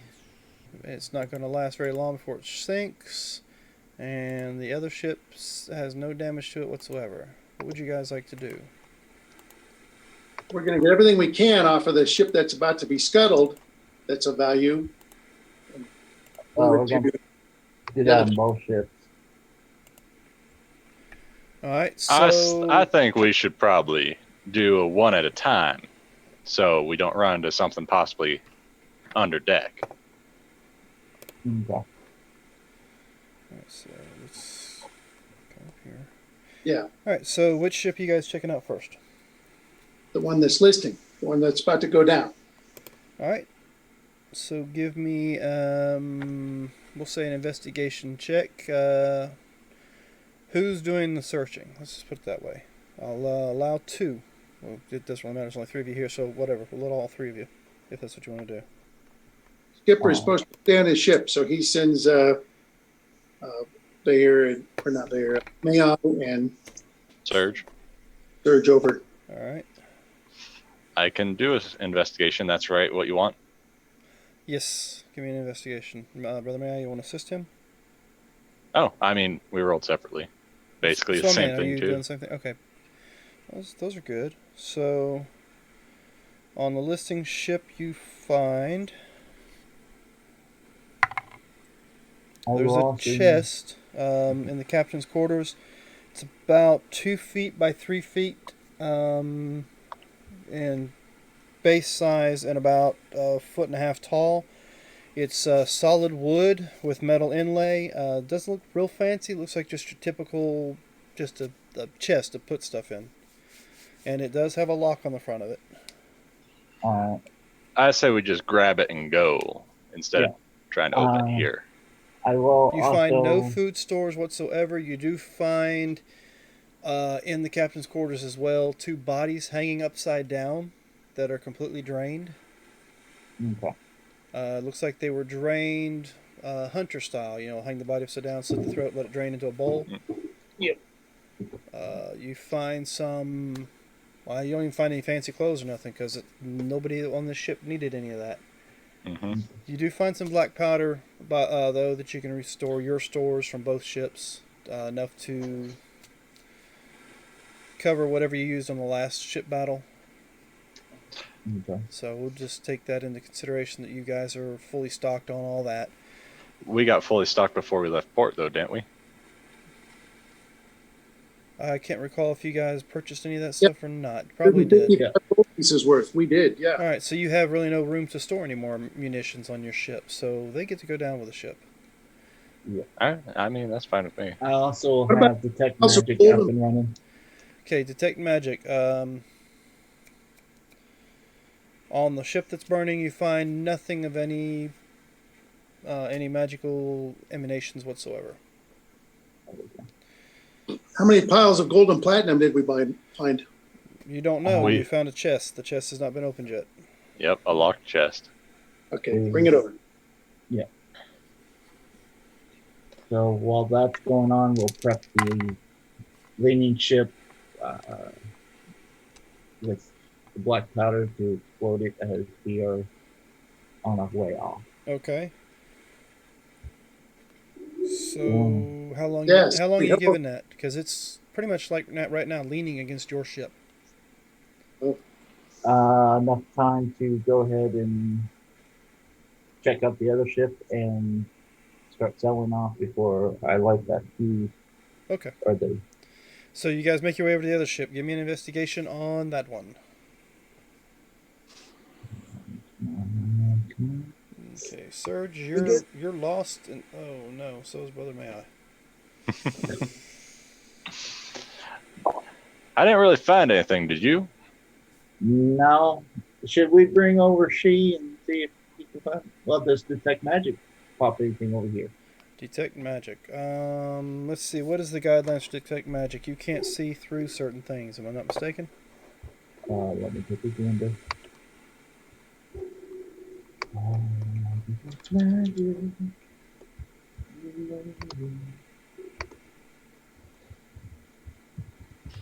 Blocked by 1 foot of stone, 1 foot of metal, or 1 inch of metal, 3 feet of wood or dirt. Okay.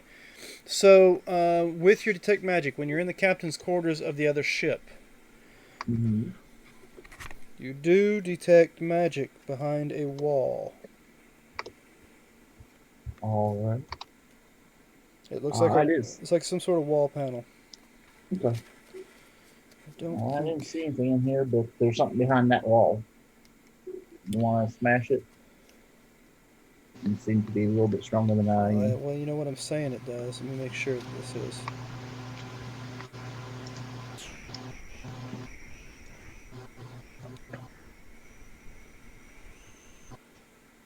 Yes, okay. Ooh, this is kind of way up there. Well, who cares? I'll put it in there. All right, yeah, you find something behind a wall panel. All right, we will I'm going to smash through the wall panel. smash. All right. Smash or try and. Yeah. Okay, so you smash your way through the wall panel and you find what looks like a large suit of armor.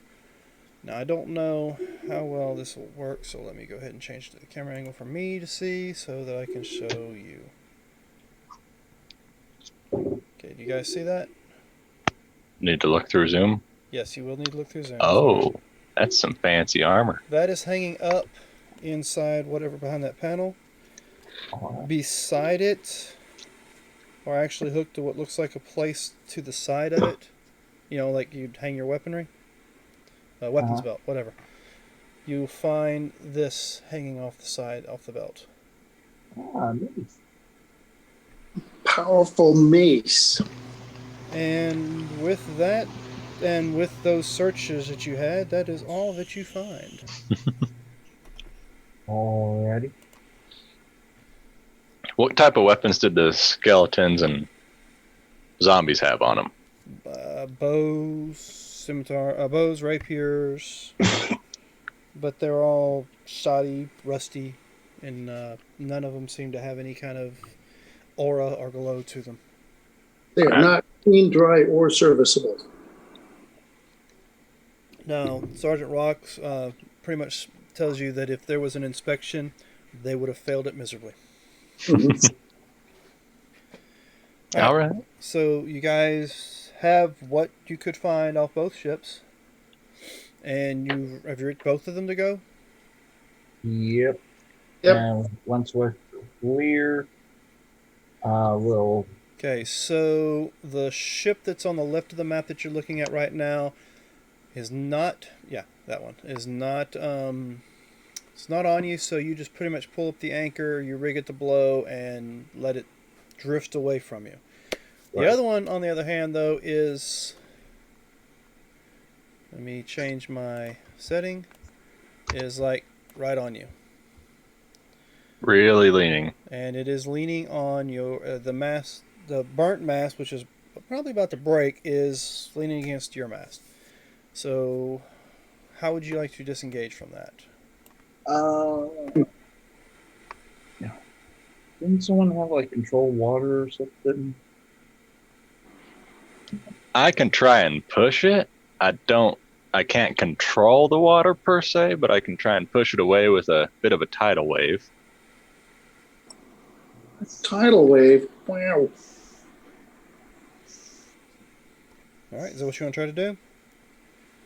I can try, yeah. Okay. If you're all okay with that. Yep. Let's do it. I'm not going to be in the crow's nest for that part. Why not? Come down and he'll be trying to push up on the mast that's stuck. Keep it routed away from our ship. All right, so go ahead and cast that spell. It's literally the spell tidal wave. I'm going to cast it and try and push that ship away with it. All right, so Right before he does that, It's 30 feet wide, 10 feet. Oh, 30 feet long, 10 feet wide, and 10 feet tall. All right, so typically this is just casting a spell, but what I want you to do is I want you to give me an Arcana check. Or no, that's divination, right? So that's Tidal divine wave. magic. So give me a religion check, I think. Yep. Either is going to be the same thing. Okay, well, just go ahead and give me a roll then. There it is. You have no idea what you're doing. I take a wave and I crash it against the ship, trying to push it away. I can roll the damage if you want. You actually do this. Let me find it. It would be nice if I could find the edges. There it is.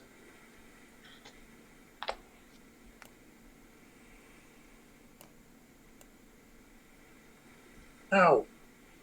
I don't want to move that one. I want to move this one. So now you've moved it to where the back is moving away, but the front is dug in. So now what do you want to do? You actually can hear breaking wood coming from around where the bow of the ship is. And it's So not it's gonna, like it's not going to let me keep it at that much of an angle. So just imagine the back end of it is drifted further away from the ship as the front end digs into the side of yours. so it's like leveraging off of the mast, punch into a ship. Pretty much. So We might have to that one we just sent off.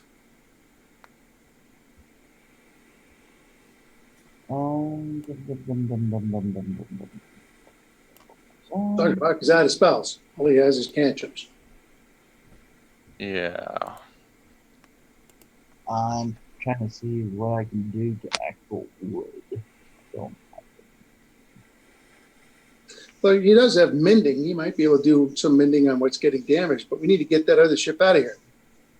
Yeah.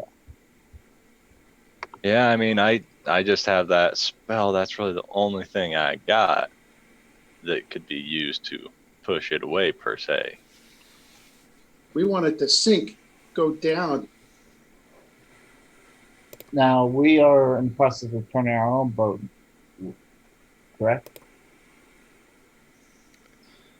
Away from it. I've not heard anybody say anything about turning any boats. Yeah. Let's try getting on the helm and see if we can maneuver our boat away from that wreck. All right, so who's doing that?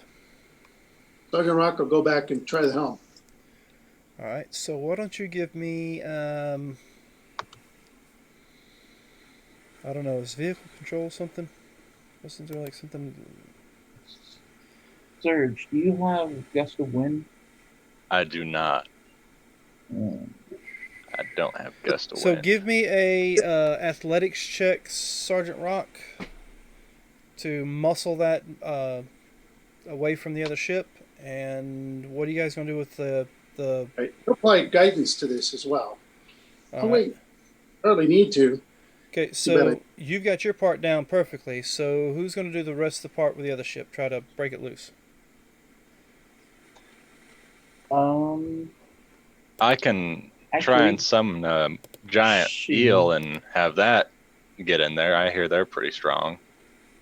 Can she not come over to the ship here and steer it in the opposite direction? Who? Have She. do it, She? and then once we're broken free, he can teleport. Okay, so go ahead and get She over there and have him give me a athletics check as well.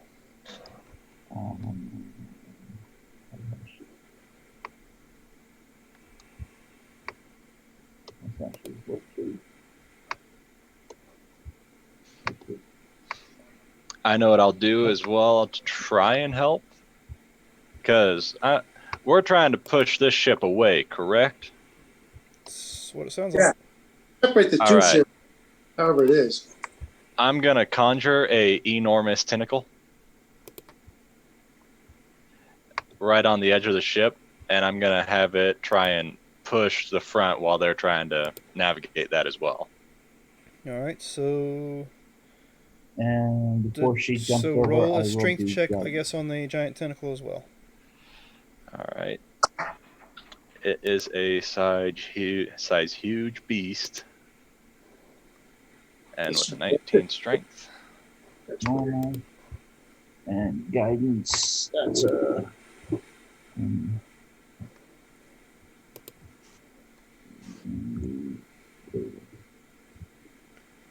So 14 total for she. Okay, and 12 with the Enormous tentacle to try and push. It takes a bit, and you hear some more breaking wood, but you're finally able to break them away from each other. And as soon as they break away, the ship that she is on starts to take on a lot more water a lot faster. Dive, all dive. He will run and use his bonus action to teleport over here. Alright. Into the shadow zone. Yeah, And the ship goes down. Wrong ship. That was so do we, apparently. Yeah, let's just do that. You have that ship. Hey, what a lovely vessel we've got. Where is it?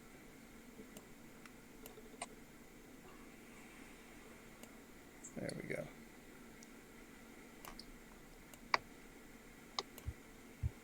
All right, so you have your ship. All right. You finally broke free. All right, let's see. All right, so you were free of the ships, and after a few minutes, I'm guessing you lit the fuse before the ship finally broke away. Yeah. The one ship does not explode because it takes on too much water too fast. Okay. But the other ship that drifted away goes up, and a ball of flames. Alright, so what would you guys like to do now? I'd like to sit down with those I'd two like to take a items rest. and do my ritual on identify. Okay, you identify, and the weapon does not have any magical properties whatsoever. Okay. But as you're looking at it, you do notice it's made of some sort of special kind of iron. It's not a typical weapon. I mean, not a typically made weapon. Let's see. Only the finest smiths know how to make this weapon. Know how to bend this alloy to create such an item such as this. Using this kind of metal creates high quality blades. Of course, this is a mace. This weapon will give you a +1 to hit. Okay. And you can tell by looking at it, it's probably worth twice what a normal weapon of its kind would be. But it gives you a +1 to hit. Only because of its, I guess you could, the old 3.5 was like masterwork. Yeah. Yep. Now, Masterwork. the armor, on the other hand, is magical. And it is called, you said you identified it? Yes. Yep. It's called War Mage Plate. Okay. You are considered proficient for wearing this armor if you have spellcasting class features, even if you are not normally proficient with heavy armor. In addition, increase your spell save DC and spell attack modifiers by 2 each while wearing this armor. You have disadvantage on stealth checks while wearing this armor. Suit of armor was specifically designed so as not to interfere with somatic gestures required for casting many spells, although the increased flexibility slightly decreases the protective coverage afforded by standard plate mail. This light suit will provide ample protection while significantly amplifying the wearer's spellcasting abilities. Weighs about 50 pounds, and it gives you an armor class of 17 with no dex. You don't add your dex to it because it is plate. Okay. And those are the 2 items that you found. You found them together because the mace was actually hooked to the side of the armor. Okay. Now what would you like to do?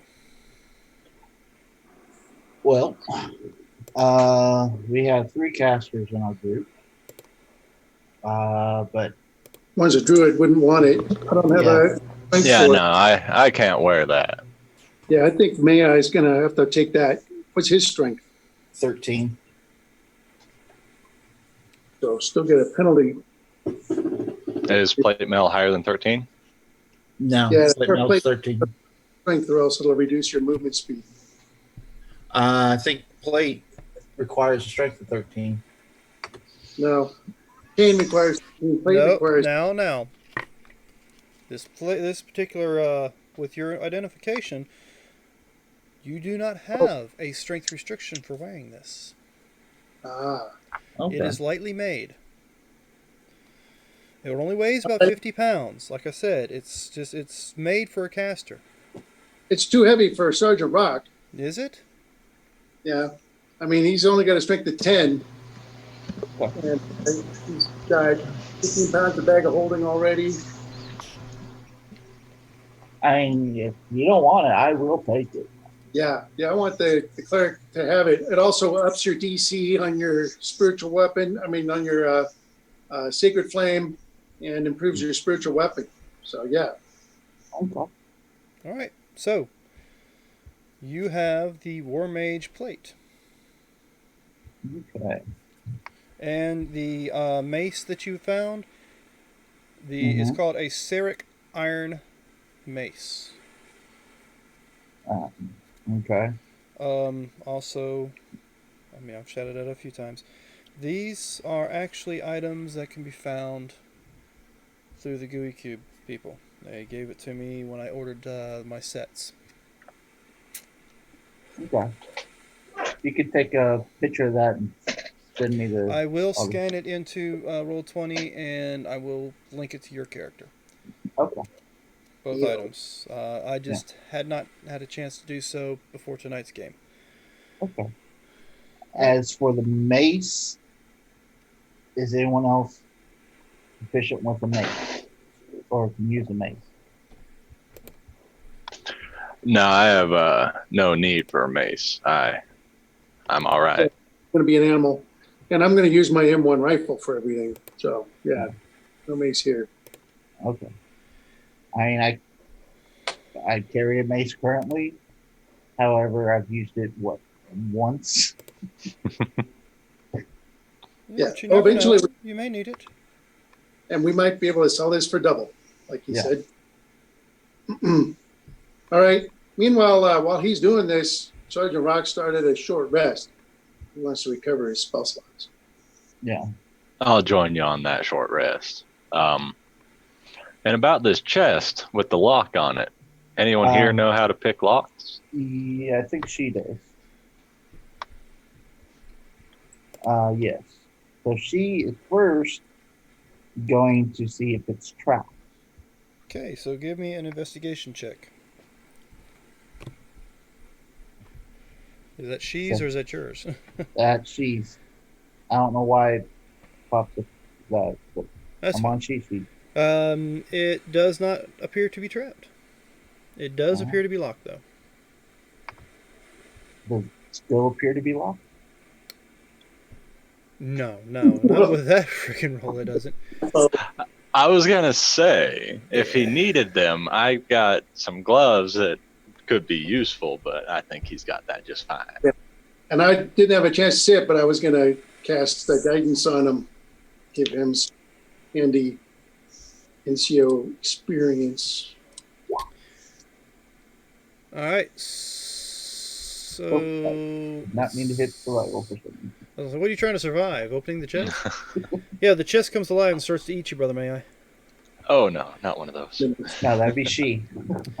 All right. So, he opens up the chests, and what he sees inside the chest is shinies. Lots of shinies. You find, what did I say it was? Let's see. Trying to get back down to where it was at. You find.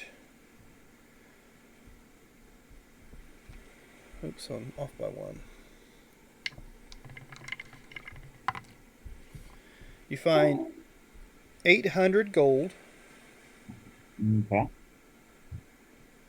And I believe it was 80 platinum pieces. Which is worth the same. We'll just double You it. also find a few other items in this chest.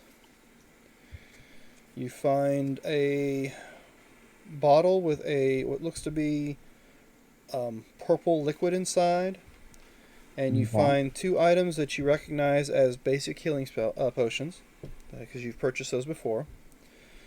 There is a scroll inside, as well as 2 bags with some red powder in it, and 2 hand crossbows. Okay. There's the purple potion.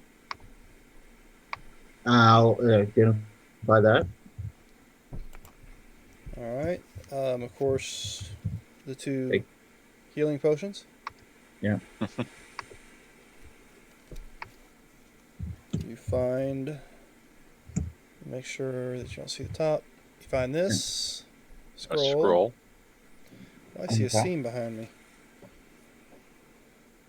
2 crossbows, 2 hand crossbows, Okay. And I will and of take the course 10 minutes to 2 bags identify like each of this. the 2 bags of red powder. All right, so you identify the purple potion. It is identified as a strength potion. Semi-opaque liquid in a simple glass vial has a slight purplish tinge to it. You can barely see a large fang floating through it when you shake it. The symbol of a fist is etched on the glass. +2 to strength for 1 hour. I don't think I need to read what the healing potions do. Do you take a good look at the scroll? Yes. Oh, yeah. Brother, may I? You recognize this scroll as a Revivify scroll. Alrighty. I will. While the tightly rolled scroll is by all accounts unremarkable, the seal holding it closed is anything but. The wax of the seal is a rich gold and has the unmistakable impression of a phoenix with curved wings. The spell stored in this scroll can't return to life a creature that has died of old age, nor can it restore any missing body parts. The diamond required to cast the spell were consumed when the scroll was made. So, Sergeant Rock would like to carry that scroll. He has the spell already. Revivify. But he calls Bring the dead creature back to life, but only to 1 hit point. So that way, if Brother May-I goes down, Sergeant Rock can use the spell to bring May-I back on the assumption May-I already has Revivify. I need to figure out why I have a line behind me. Oh, no, it's not behind me. It's that string for the light. I want to paint that green or something. You find 2 crossbows. The crossbows appear to be made by the same material as the mace. Okay. Are they regular crossbows or hand crossbows? They're hand crossbows. They're +1 to hit hand crossbows? Yes, +1 to hit hand crossbows.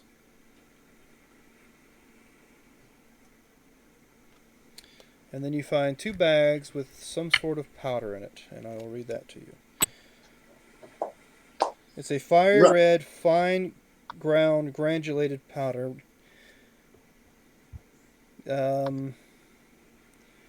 It's a soil sample returned from Mars. It's an alchemy of some sort. Did you say you want to try to identify it as well?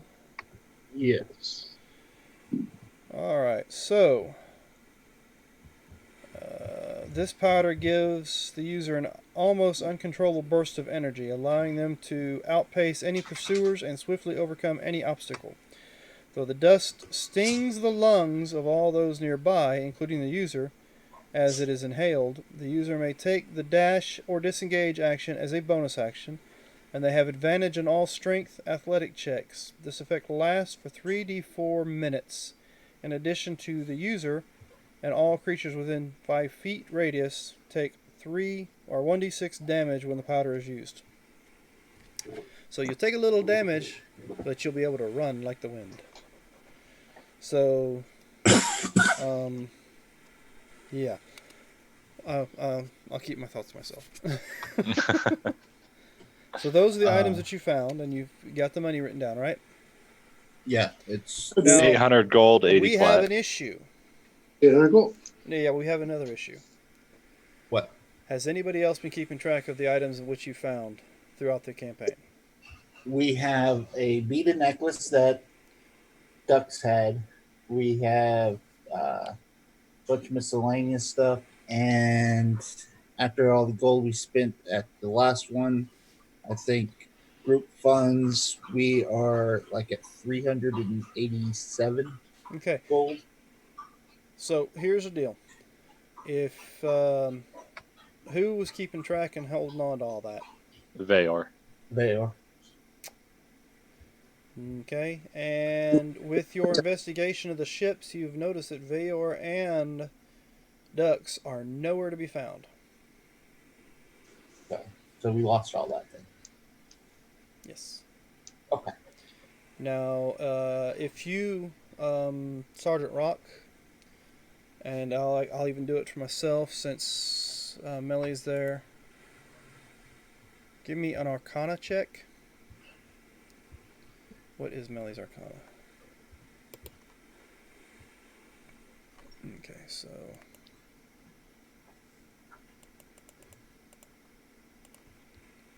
alright, well, around the deck area, up here where they were at, there is some slight burn marks in a strange pattern on the deck, and she tells you that is an indication of some sort of teleportation magic. Something popped in here, grabbed them, and popped out. Brother, may I? Bless you, Yes. whoever that was. That was me. Okay. You pick up a very dark and undead feel from those symbols, as if whatever cast this magic was extremely powerful and undead. Okay. And that is all you know. So, Blitz grabbed our friends. Yeah. what would you guys like to do now? Now that I'm all rested up, it's time to continue our trek. We were headed towards the island of Orzul. Orzul. Yep. Alright, so let's take you out of here and put you. Where are you? Here it is. Alright, put you on the map. And That armor, was that a attuned item? yes, you must attune to it for it to work. Okay. You of course will more than likely, if you're using D&D Beyond, you'll have to put it in as a new made magic item. Okay. If I have a moment, I'll try to put it in there for you so that I can just put it on your character for you, or I'll make it for you here later on. So let's see. Let me zoom in so you can find where you guys are at. There you are. All Right right. between Celtic and Orzul. All right. So you find no port. When you get close to land, you see no port near land, and you see sheer cliff faces up here. So And I am on the wrong map. Okay. I was thinking we would sail south. I believe that this bay here is kind of a natural place to put a port. So I want to sail along the east coast, and then where the bends around, go west along the coast. All right. So it takes you, what I say, it was like a day or two for each square. I can't remember what I said. A square's a day. All right. Huh? A square's a day. So we're sailing tomorrow, but it takes a couple days. Hopefully we don't get intercepted. We took out the entire interceptor fleet. You do catch other ships off in the distance, but none of them that have that mist around them. And none of them seem to be heading your direction or paying you any mind. Does that fix his necrotic? Another, I guess it's another TTV viewer. Welcome to the stream, Commander Root. It's good to see you again. Lurks, it's good to see you again as well. Valron, Lunatic Dungeon Master, and looks like Spotty Shark thank you all for joining us this evening. All right, so what would you guys like to do during those days of travel to get here? I'm trying to figure out how to recover the hit points that I'm down 20 hit points You from the car. feel a lot healthier after you sleep the first night. Okay. Because that's pretty much long rest, I believe, is what will take care of that particular damage. All right. And each morning I get up and give a little combat briefing to my comrades to give them 13 temporary hit points. So they lose them. And I'll cook breakfast. All right, what are we cooking? I assume we got pretty much everything there. Actually, I'll fry up some SOS. SOS. Shit on shingle. Yeah, that's where my mind went, but I was going to give you the benefit of the doubt.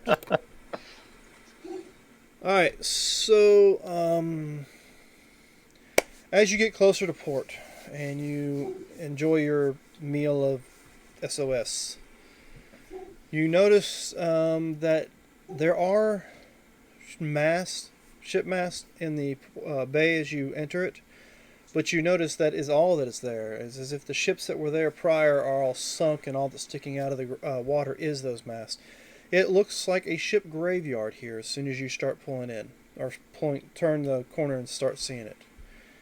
The city itself, as well as the bay and the dock, all seem to be shrouded in a dark mist, as if the sun doesn't reach through the clouds to the dock or the city itself. You get a smell. I mean, even from this distance, you get a smell of decay coming from the city and the dock area. Who's our spotter at the moment? Our crow up in the crow's nest. Sergeant Rock tends to get up there when he's not busy doing skipper duties. He's not doing. I mean, you can put me wherever. Since those two are kind of gone, it looks like we may need someone to fill a spot or two. Yeah. Well, you should have a good perception, I would say. With it being a wisdom base. Yeah. Sergeant Rock only has anything there because he's got proficiency in perception, but he's only 2. So, and we lost our helmsman. Yeah. I know you lost your navigator, that's for certain. Yep. Yeah. So, I guess, was one of the pirates that we picked up a helmsman? I think one of them was a navigator and the other one was a helmsman. Ship's crew. Of the 3 pirates there. All right, Yeah. well, You may, we'll say one of them roughly can, but you don't have one you actually had hired for it. all right, Sergeant Rock will man the helm. He'll ask the druid to get up in the crow's nest. I'll get up in the crow's nest, and when I see that there's a whole bunch of dead ships in the water, I'm gonna try and get up a little higher. I'm gonna use a wild shape and transform, I believe. Let's go with, it's gonna be a bird, so I can do some flying around to see. Oh, that's not what I wanted. Just a second. Can you become a pterodactyl? No, not pterodactyl per se. I learned something unusual about pterodactyls. One was flying over me and it took a whiz from the sky and it landed about 10 feet from me, and I thought I would be able to hear this splattering noise, but it was completely soundless. And I was confused for a minute, and then I realized, pterodactyl, the P is silent. Yeah. Dad jokes. Yep, got them dad jokes going. Yeah. So yeah, I'm gonna turn to a giant eagle and start circling up high, trying to get a better view of what I'm seeing. All right. And give me a perception check Eagles have advantage on that. That's going to be Yeah. your own, isn't it? Or the Eagles, I believe, whichever's higher normally, isn't it? I mean, it's the same thing. I mean, but... you still get the abilities, but it's still your. I mean, it's your abilities. Oh, but you yeah, get it s- is. It's put it in there already. I'm still not used to that. My mental stats are in there. Yeah, your mental stats are in, Yeah. but you get the Abilities. creature's ability, like the King's Sight or whatever it ends up being. Yep. All right, so go ahead and give me. Might want to go on my map. Give me a roll. 26. 26. With your keen vision, you notice very few what looks to be living people milling about on the docks and in the city, but you do notice groups of maybe 4 or 5 at a time, stiff moving soldiers of sorts, and I guess with your keen vision, you probably pick out the fact that some of them's got rotting faces and such. So apparently the city is being patrolled by undead, and there are living people there, but they are not in the best of situations. Okay. So it looks like the undead are ignoring the townspeople for the most part. Well, I will use a Star Wars reference. Periodically, you'll notice them treat, push a civilian around or hit them with the butt of their weapon, like you'd see stormtroopers do on some of these cartoons or other Star Wars-based shows. Yeah, the undead aren't attacking them, but No. they're keeping them there. It's almost like they're trying to keep them in line in a certain way, keeping them pressed down. You also notice that there is no living vegetation outside the city, and it seems to be that particular effect. Looks like it starts at the city and spreads out. All right. And let's see, how long do you sit up there and fly for? You can only be up there for what, an hour? 4 hours. 4 hours? Okay. Is that how long you stay up there? I'll be up there until I get a good sight, and then I'll go back and let them know. Okay, Probably about give me an insight. An insight. Okay. Give me an insight. All right. I believe that's roughly the same thing. Yep. But I don't get advantage. Okay, so it's 14? Yep, that's my rolling insight. All right. So you could have sworn in the amount of time you're up there looking that blighted area that you're noticing outside the city might have got a little bigger. Just during the Not course of real certain, but it does appear that maybe that blighted area got bigger. You being a druid, you might be a little more attuned to that, but you could have sworn that it's spreading. Okay. All right. That is awful interesting. I will go back to the ship and share all this news. Okay. So you go back, you land, you share the news. turn back into dude. Yeah, Share- I gotta drop it to share the news, but No, he gets on the deck of the ship. Rack, rack, rack, rack. yeah, Oh, it's yeah, an that's eagle right. just screeching. Scratches in the wood on the deck. I'm like, hey, Yeah, what the- just starts drawing and writing. yeah. I'm like, knock it off. I shoot the bird. We're having chicken tonight. No graffiti. You shoot the bird, he turns back into Surge. Oh, Damn. All right, so he passes the information on to you. What would you guys Yeah. like to do? So how far are we out from port? Couple hours. you didn't happen to see a guy standing on a high tower somewhere with a name tag that said, "Hello, my name is Master." Looking for that. Oh, the buildings and stuff in the city are also in as much rot and disrepair as the outside Greenlands are. All right. I say we drop anchor here. You Surge.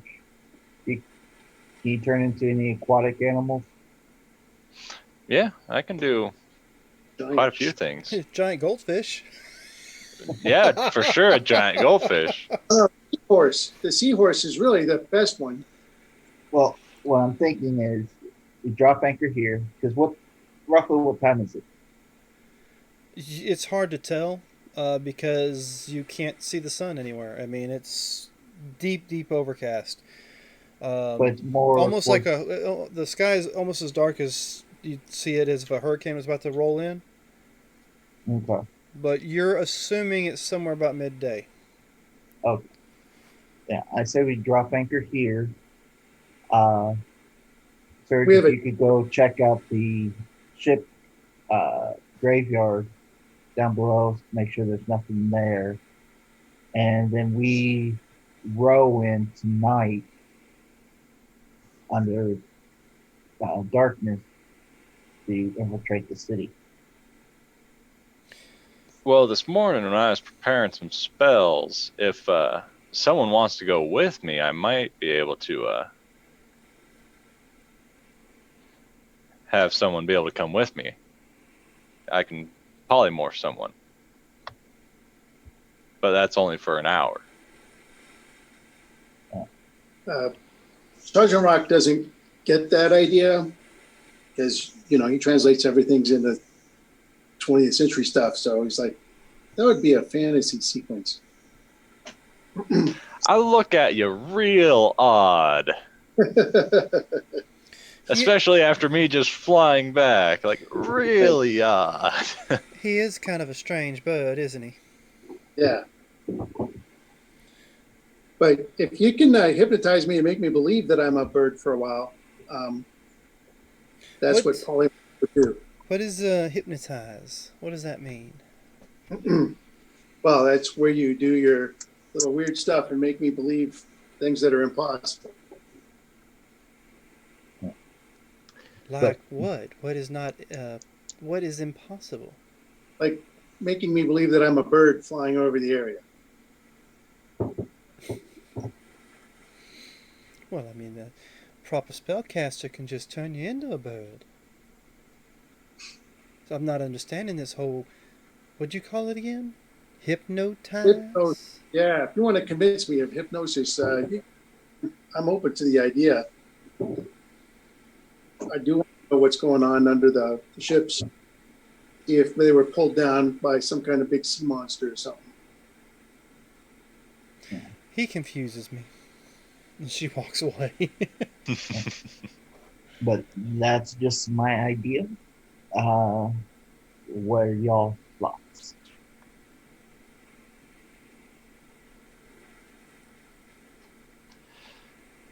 Oh, well, I mean, we could definitely see if there's anything down there that was crashing them, but I was thinking instead of just going straight for the shore, we could go up north here and anchor down and then go into the city from outside. Okay. Yeah. I'm just curious if there's any treasure at the bottom of the boat. So I tend to be a little greedy.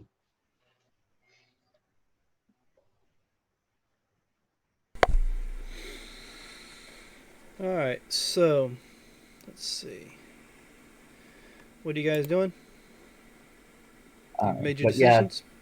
going kind of to close we can to land up north there, and then marching our way in. Yeah. We anchor away from the port area so that, and in fact, maybe we'll move the ship, we'll anchor like right here so it's not, maybe even go back to here. So it's not visible from Mall. But it's always cloudy, so I think we can just be safe. Bring right where we're in the dinghy to shore here, and then we hike in overland.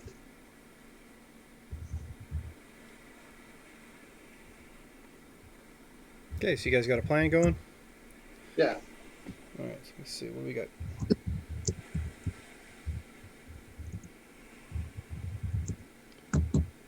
We leave the, so I'm not too sure about this idea, but we leave our crew in charge of the ship while the four of us form a shore party. Two of our crew are pirates. Now, Hopefully they've seen that we have like the amazing powers and we'll track them down, especially since one of us can turn into a giant eagle and, we'll convince them that it can also become a whale, other horrible things that can, sea monster, destroy the ship if they steal it. and I intimidate them.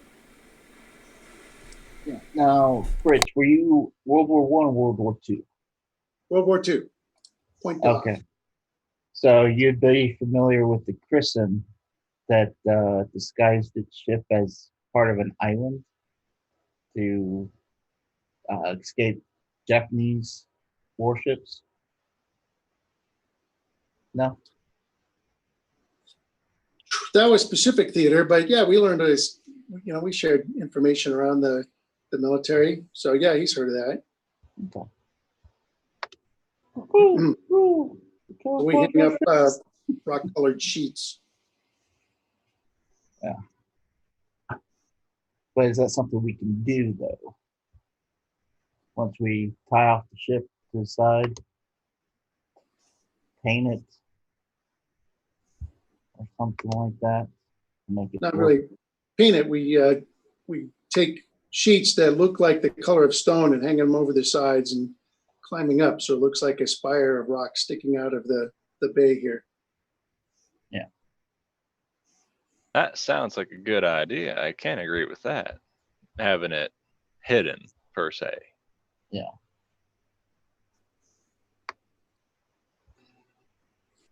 So yeah, we take some time to instruct the crew on how to maintain the rock-looking panels and sheets.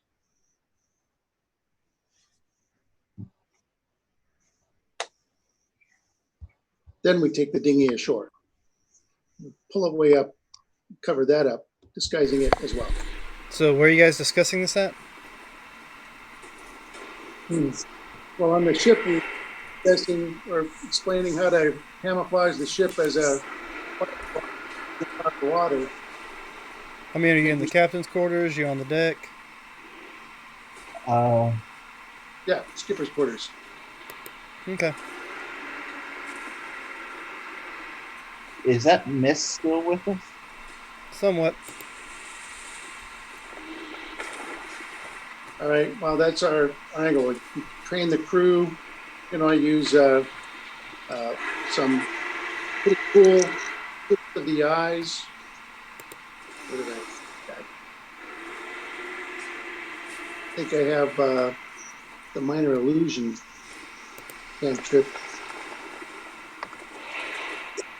Would I Yeah. notice in this? What was that? I was going to say, would I notice in this is in or around us? When you Okay. came into the ship, you did notice there was mist running low on the water, but not real heavy. But that's not your biggest issue at the moment. The biggest issue is, as you guys are discussing this, you're hearing the noise that is playing right now. Okay. Flush the I rolled a toilet. 21 perception. So just above the trick of the eyes. Okay, you hear the snap of wood, the ship list from side to side, and you hear appears to be a roar. All right. I will go up on deck. Yeah. And you will notice as soon as you open the captain's quarters, there's these extremely large tentacles wrapped around the ship, pulling the sails down. Sergeant Rock turns to the druid and says, "I thought those were helpful." You also take the smell of rot coming from it. This creature is large and rotting at the same time as it's trying to grapple your ship and tear it apart. Okay. As much as I'd love to say it is, I don't think this one is in particular. And, well, I guess if it's trying to tear the ship apart. Yeah. I'm going to approve its activity, so I will fire upon its tentacles. And with that, we'll call it a night. Thank you for joining us. Catch us next time to see if it's sink or swim time for these guys. And if you want to hang around for a while, within the next few minutes or so, there'll be some live stream of gameplay from, I want to say, Death Stranding. You keep checking out with us. We'll have... Let me go ahead and kill our music for now.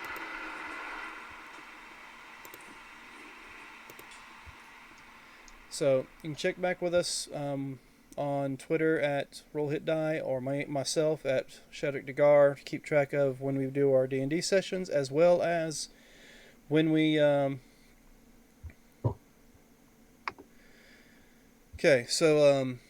as well as any actual video games we play on PlayStation 4 and such. Unfortunately, I'm sorry for your opinion on that. Everyone here pretty much is former military. We are veterans, hence why it's called Dungeons and Veterans. I respect your view, but please respect ours. But thank you, folks, for joining us, and that'll be it for this evening.